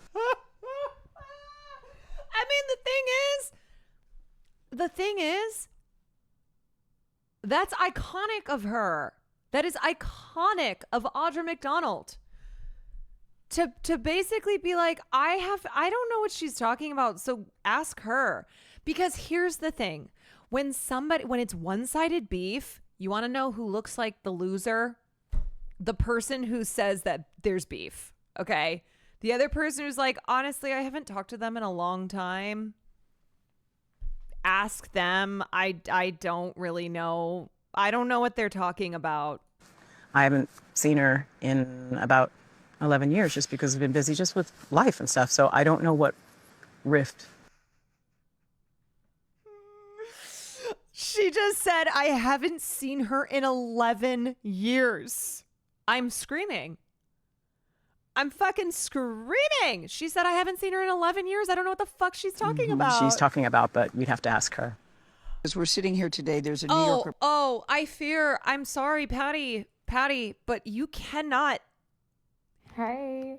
You can't win anymore. Like, it's over. Okay, this is how, look, you guys, this is like what I was talking about earlier. Now, this doesn't apply to every situation, but do you see how effective this strategy is? A masterful gambit where somebody asks, by somebody, I mean Gayle King, where Gayle King asks Audra, she's like, did you see the New Yorker piece? OMG second stream. That's right, Willie. I'm the streamer who never stops streaming. Gayle's like, you saw the New Yorker piece, right? Where, you know, Patty had quite a few things to say. What did you think about that? And Audra she answers this in the only way, in the only way that you can, if you want to just, bar none, no debate, come out on top, which is to be like, I don't know her. I don't know what this. It's the Mariah Carey I don't know her energy. It's just in a different format. And because it's Audra and she is so well loved, and she says it in a way that's also not snarky. She's not like, who? I'm sorry, Patty Lou who? Patty Lou who? She's just like, you know, I haven't seen her in 11 years. Yeah, I know there's something going on, but I don't know what she's talking about. So if you want the tea, like, go ask her, because honestly, I don't know. I don't know. That's it. You just shut it down. You shut it down.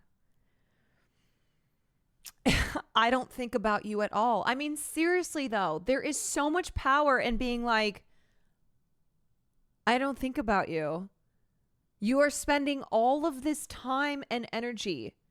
You're screaming at the wall, right? You're the meme of like yelling at the wall.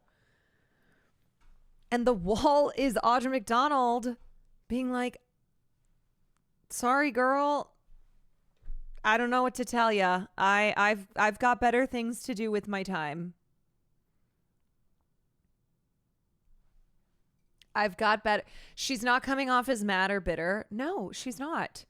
She comes out on top because she's not coming across as bitter. She's not engaging, right? She's not dropping a little, oh, huh. Is that what Patty had to say?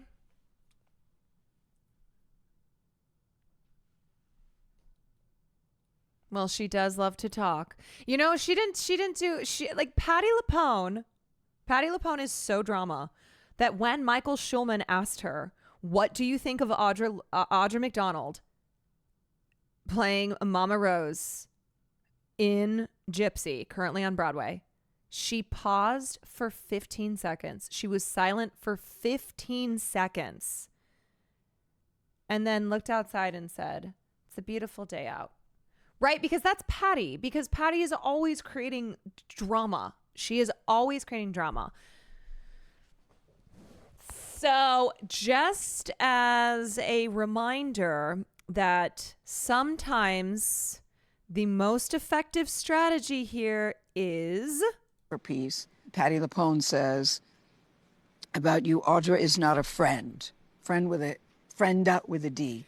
I know there's a lot of... Hey, Caroline, did you see that this streamer said this about you? What do you have to say back so then we can clip it and send it back to them?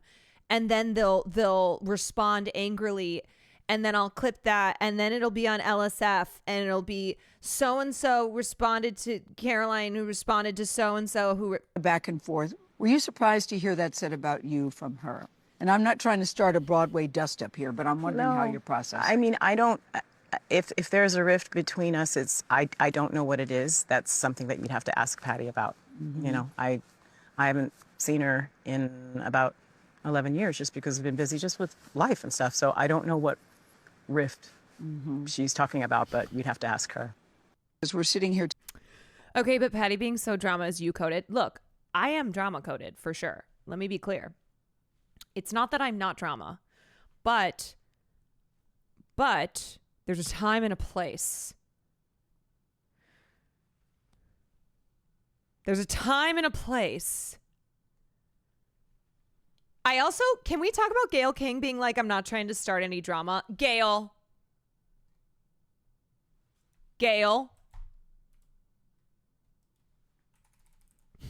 Sure, Gayle.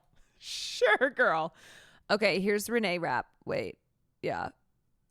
Don't fucking disrespect Audra McDonald. Don't fucking do that. Don't fucking do that. Don't. Or Keisha Lewis. Don't do that. Don't. Watch your fucking mouth. Watch your fucking mouth. Oop. Hey. Oop. Yeah. I mean,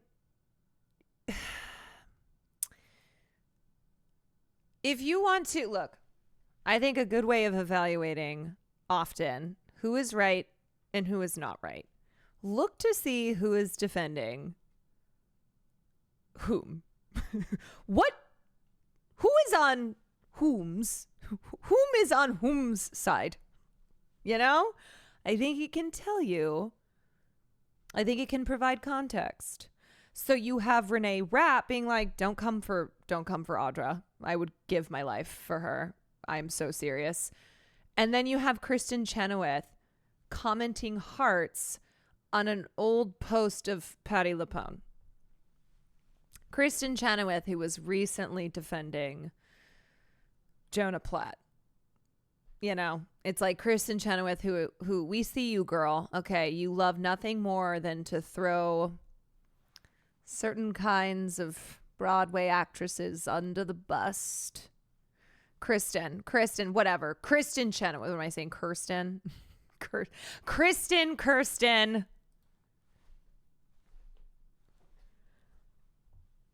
Here, there's what he said, there's what she said, and then there's the truth. Well, I will say that if you know anything about Patti LuPone, you know that she is such an instigator.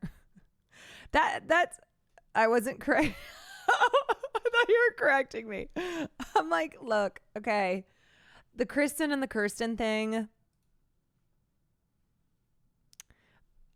It depends who it is. Kirsten Dunst, I'm going to try. I'm going to always try to remember that it's Kirsten Dunst.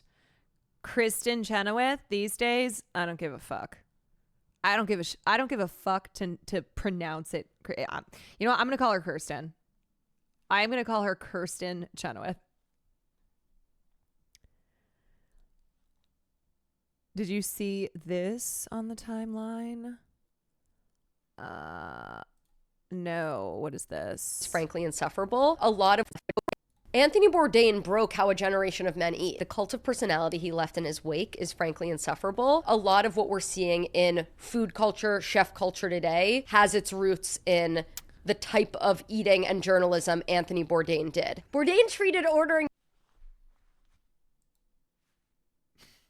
This is rage bait. Hold on a second. No, this is rage bait. I don't know who this is.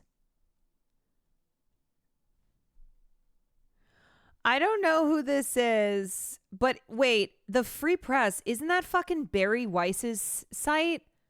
Hold on, you guys. Oh, I know why you're sending this to me now. Because it is rage bait and you want me to become enraged.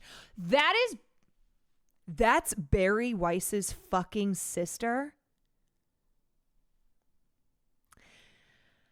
Y'all, let me ask you a question. And I want you to be so honest. How many of you were in Hassan's stream earlier today and someone sent him that link and he responded and you just can't get enough? You just need more of it in your veins. Mm-hmm. You're like, now I need to see Caroline respond to this because it's obviously crazy. Fuck her. Soup like a search and rescue mission, and now every man thinks they have to spelunk into some cave in order to get a bowl of pho, and unless they do, they're not really having dinner. Everyone just needs to calm down, take a step back, enjoy the Okay, can I do ginger phobia to her? Or are y'all gonna come at me? Okay, everybody earlier was, coming at me for the ginger phobia. Can I do it now? Slice of pizza or burger you're eating. It's not that deep. That's you guys, I really fully, this is the third time I've seen it today. Oh my God. First Gremlo, then Hassan, now you. Oh my God. Oh my God. This has to be rage bait because that truly was not what Anthony Bourdain was about. Right? So either Barry Weiss's sister is the stupidest person who's ever lived, which is possible because she's Barry Weiss's sister. But otherwise, this is just full on rage bait. Clueless Bourdain was pro-Palestine. I'm sure it has nothing to do with her having this take. Yeah, I'm sure it has nothing to do with the fact that they want to tarnish Bourdain's memory and legacy. She is very stupid. There was a local story on her being rejected from all of her preferred universities, and oh my God, wait a second. This girl, hold on.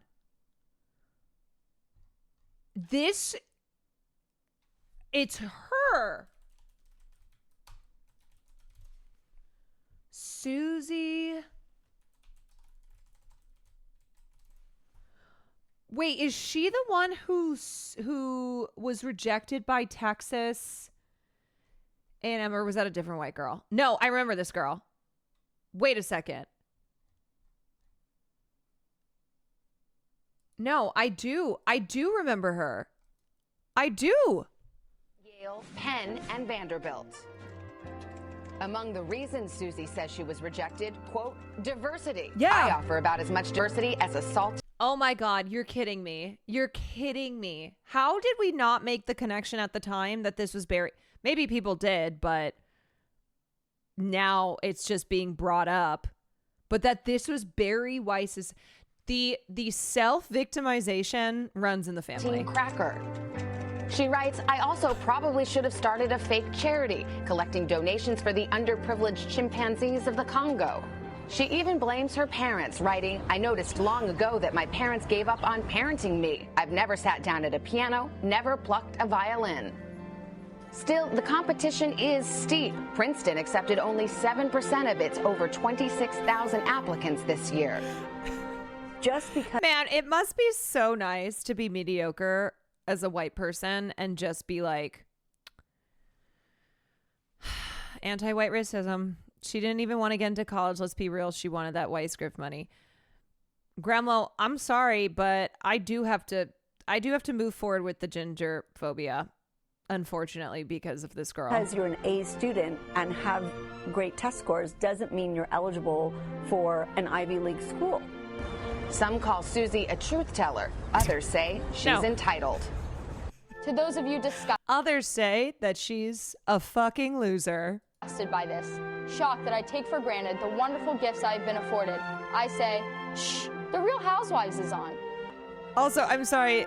And Susie Weiss joins us now. Susie, good morning to you. The Bridgerton strings in the background. Good morning. Well, that's one way to blow off a little steam in an op-ed in the Wall Street Journal. Yeah, thank you so much for having me, by the way, and also thank you to the Wall Street Journal for printing my piece. Well, what were you hoping to accomplish?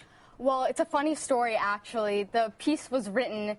I got rejected from a bunch of schools in one day, and like... Also, why... You couldn't waterboard this out of me, okay? Being rejected and then going on national news to be like, yeah, I got rejected from all these schools. Nope. Any teenager, I'm sure like millions of teenagers that day, I was crying to my mom, and she said, I cannot hear about this anymore. Just go talk to someone else. So I called my sister, and I was crying, but she was hysterically laughing, and she said, go write this down. So I did, and this is what came out of it. Actually, we asked our viewers what they thought. We put the op-ed online. 53% said it's a whiny one-woman pity party. 30% said it accurately captures what college admissions oh my officers God, expect just these totally days. And 17% said they weren't shameless. sure whether to take it seriously or be appalled by it. So what do you say to those 53% who say, okay, you're blaming others, but not yourself? I want to did you call my grandparents? Because I don't think you got them in there. Well, where would they come down? I think they would support me, but. Does she have a humiliation fetish? Is she a Twitch chatter?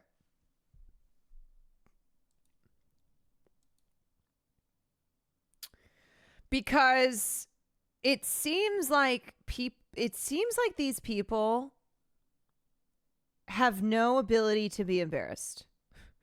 That it's a combination of the just strongest ironclad feelings of being a victim, but also just getting a kick out of the whole thing. Like they think it's funny. They just going, let's go on the Today Show. Because that's the other thing, okay? Do you see people who are not this fucking dumbass getting a spot to go on the Today Show to be like, yeah, I'm a loser. I got rejected from college. And it's because of anti-white racism.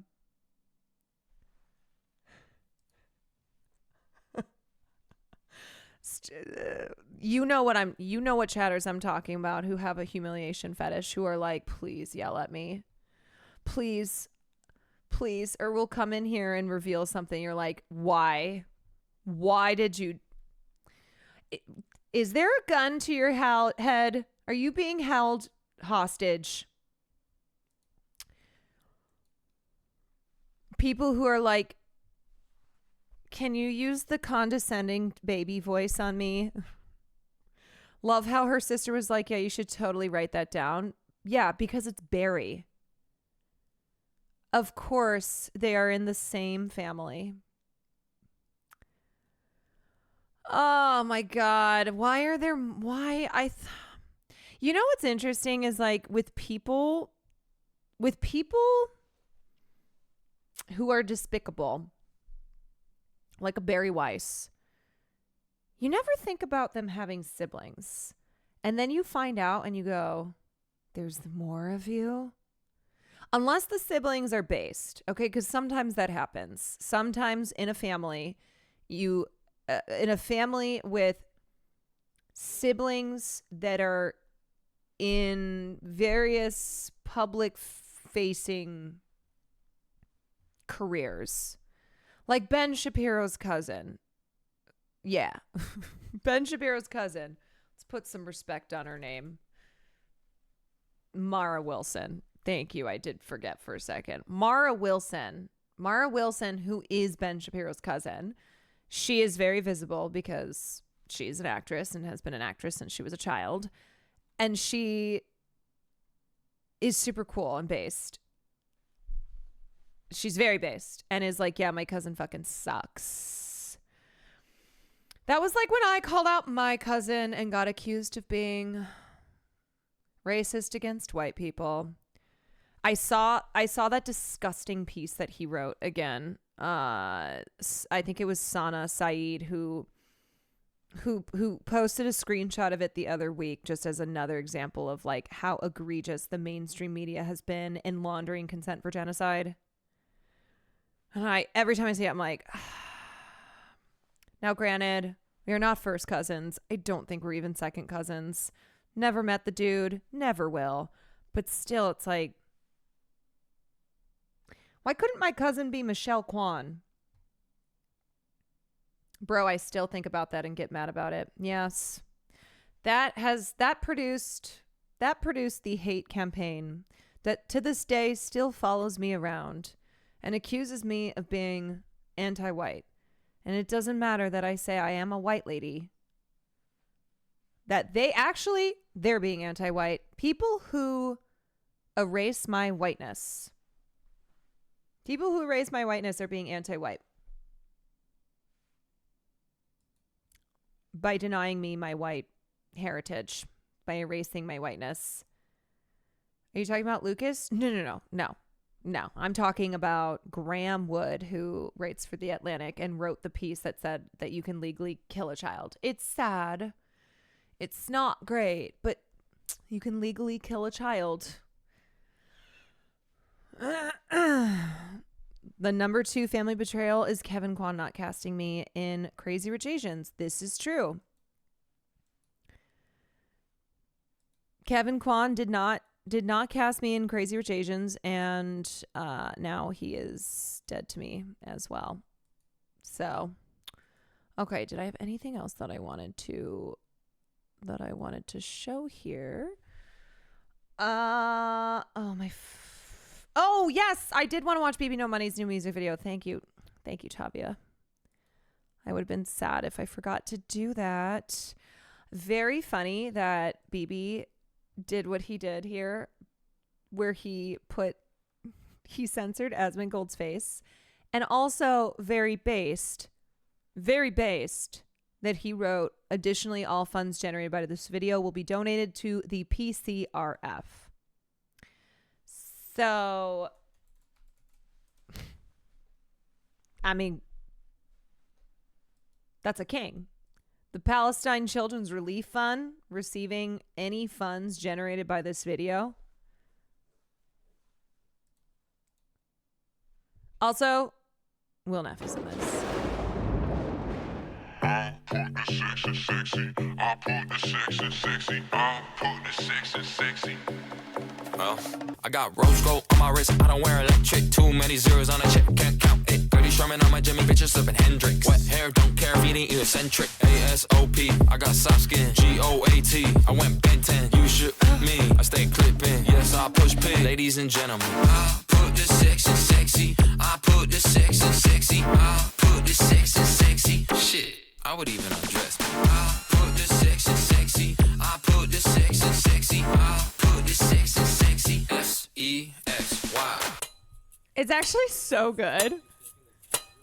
Bitch, I'm a bureaucrat, foreign fun. Don't be a copycat, kiss my tongue. Please, baby, let me clap, bum bum. Got a aristocrat, no diamonds. You blandish, put you in a panic. Bank real thick, can't see the money vanish. Dick tantric, got her speaking Spanish. Big toe ring, got it flooded like Atlantis. Athletics, first in the class. Straight to the bag, I'm a pro like Bass. Diuretics, pissing out cash. Pants never sag, so high, got a rash. Bitch, I ain't man, I'm random. A-Ran, doors never close on king shit, Aslan. Cooling with the folks at the crib, watch gangland. Jiggy in the club, let Anna leak, jazz hands. Cast spells, get coochie like Merlin. She stink real bad, stay swerving.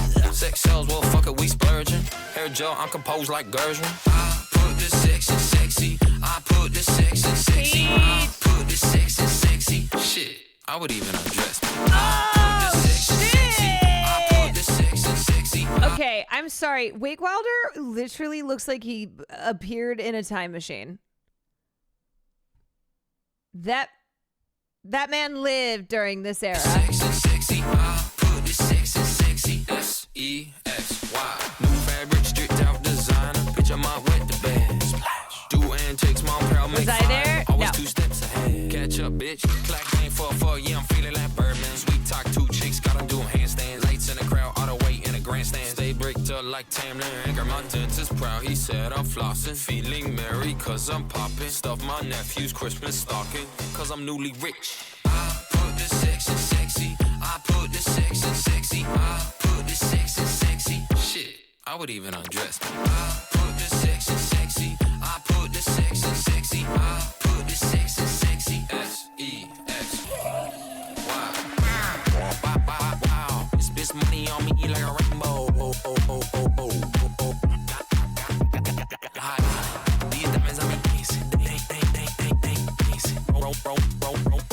They look pretty good for a bunch of sweaty nerds.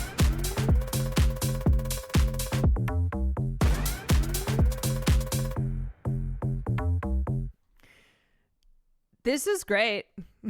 I do love. And also, let's see, it's at 261,000 views. I don't know how money on YouTube works, but every dollar goes to the PCRF. You know what's like so crazy is under every single OTK member who commented, who was like, "Oh, I'm so excited. Woohoo. Like, this is great. Can't wait for it. I had so much fun." There are so many angry comments being like, "Oh, so you support him censoring Asmund Gold's face?" Like every single person from OTK who commented to just be like, yay, I'm so glad the video is out. This was so much fun. This was such a blast. Like, oh, so you think that this is good? Oh, interesting. Yeah, you guys, run up the numbers on this. Run up the numbers on this vid. Because it's for a good cause. When did they film this? So long ago. Literally months ago. He censored his face with a murloc, which is well known as an annoying, weak little mob in WoW that just attacks in numbers and is pathetic. Oh, I had no idea what that was. I thought it was like a little lizard, but it's funny because he chose a character from WoW. There's something to that. There's something to him choosing a character from a game that I'm pretty sure was the game that what's his name blew up in. Like that was his game. That was from my understanding. Look up Murloc sounds. Murloc sound.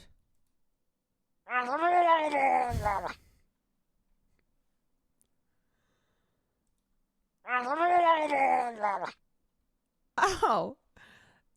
Honestly, that kind of sounds like me when I try to drink water and I choke on it.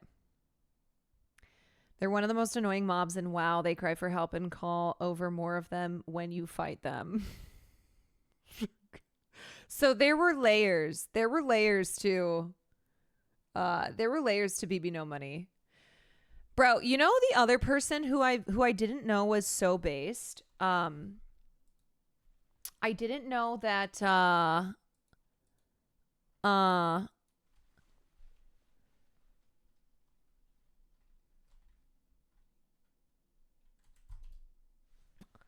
what's his name? EAJ. Yes.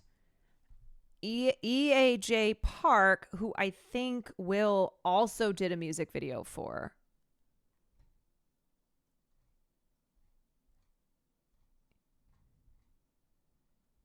I didn't realize like he's been speaking out a lot on Gaza.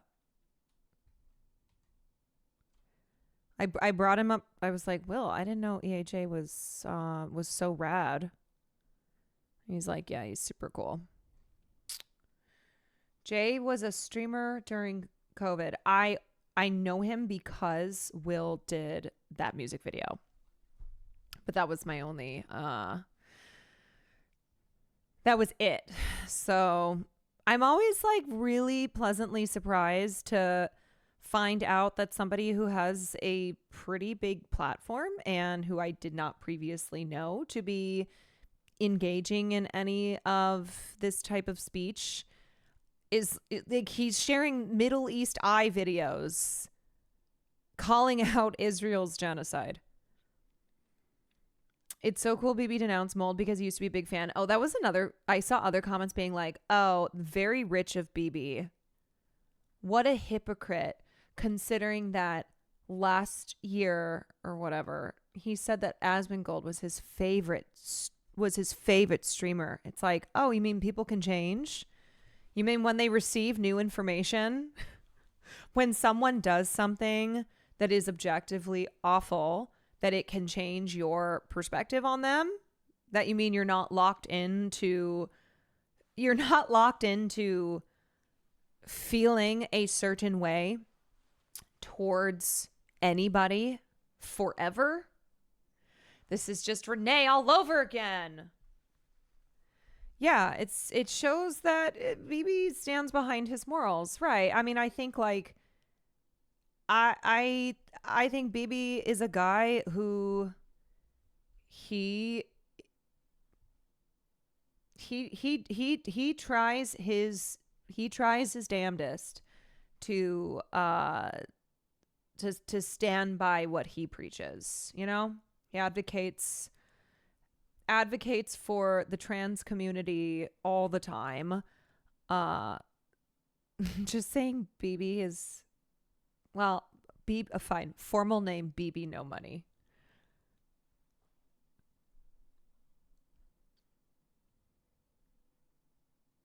Funny comment I saw was that he made the guy who doesn't drink water into a fish. Yeah. It's almost like he was just a World of Warcraft guy and wasn't on board with bigotry. Right. So here's the thing. When a creator changes, or when anybody changes, you should change your feelings towards them if you are a moral and principled person. So you might have liked someone before when they were doing something else. And then when they start saying the things that Asmongold has said, if you are a principled person, if you want to be morally consistent, then you change your opinion, you know?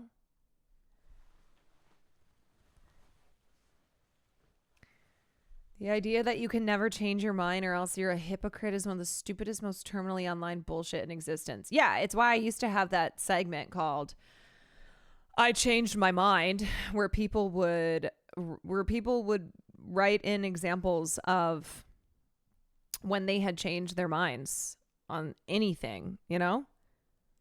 Because there is this pressure to just, if you say I was wrong about something, yeah, like poor Frogan with what's the fucking One Direction? No, not One Direction. What's the knockoff of One Direction? Big Time Rush. Yeah. Yeah, and now you have James Maslow out here who's doing propaganda for the state of Israel. But anyway, what was I saying? Yeah, so there's this attitude of if you admit that you were wrong about something, if you correct yourself when you are given different information, or if you just change your mind,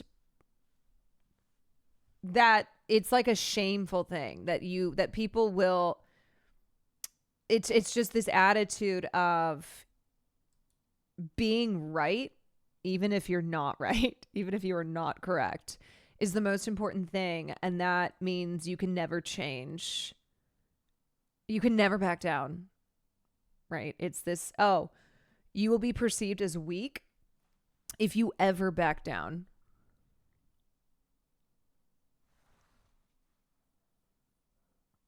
I've seen terrible people become good people, and I've seen good people become terrible people. A slice snapshot of someone isn't their overall chart. They can trend up or down. Yeah. I think it goes, I think we talk a lot about people who were previously not horrible, then becoming horrible for whatever reason. I feel as if we don't often talk about things the other way around, where someone who was previously harmful, not a great person, then growing up and recognizing that they were being dumb and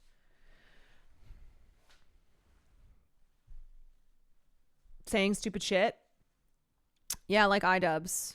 Yeah, when he was in his edgelord era, and then went, yeah, I'm not doing this anymore. I've grown up, and I am sorry for the harm that I caused. You can't ever say you were wrong because the shitters will always claim to have been right. If you say that you're wrong, then they will use it to invalidate you, to like bully you.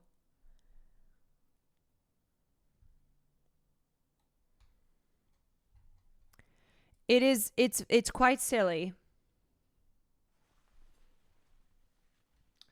It is. And I think it's good to change your mind and grow. We always want to be growing. We always want to be learning, We grow and we learn. We learn and we grow. We learn And we keep learning. Okay, what time is it? 8:20. All right. You guys, I'm sorry, but I'm going to go have a movie date with Will. We're going to go watch we are going to go watch Bring Her Back, which I didn't even know about. I know, and I was going to do sneaky film night, but then he was like, "Do you want to go see this movie?" And I said, "Yes," because it looks really good. Bring Her Back. It's an Australian supernatural horror film directed by Danny and Michael Philippou and written by Danny Philippou and Bill Hinsman. A brother and sister witness a terrifying ritual at the secluded home of their new foster mother. Ooh, I'm going to go watch that in an hour too. Let's go. Has anybody seen this yet?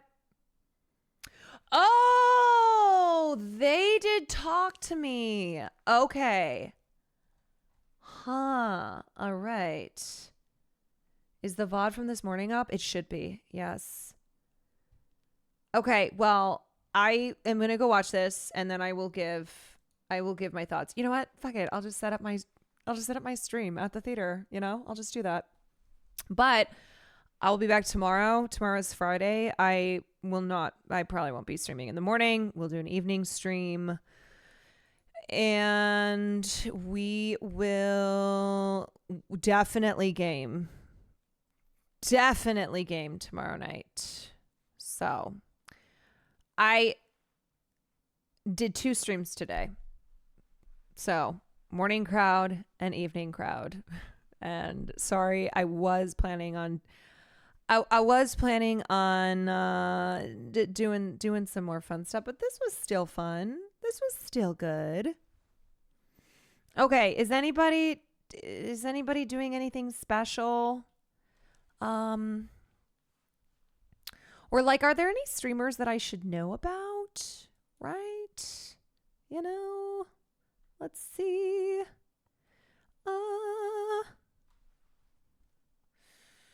Like maybe someone that I haven't rated. Someone I have not rated.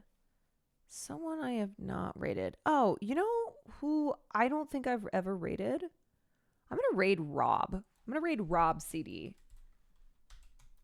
I really like Rob CD.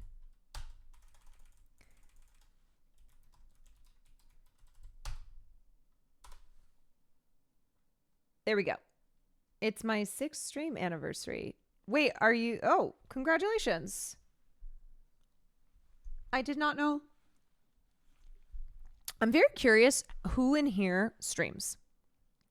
Admitted Flunky, thank you for the 5 gifted subs before we head out of here.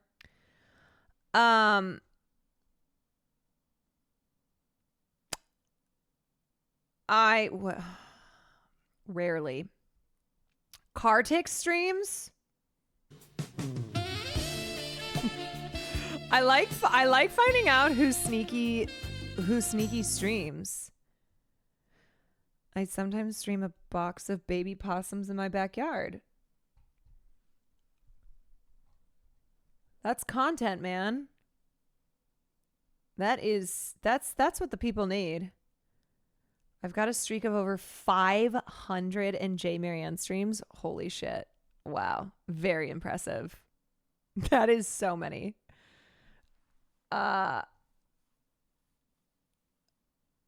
Used to, but that shit gives me anxiety. It's not for everyone, Although I will say people who stream do have anxiety. Not everyone, but make no mistake that is very much so a thing. All right, you guys, I will see you tomorrow night. Thank you for joining me for stream number 2. Take care. Bye-bye.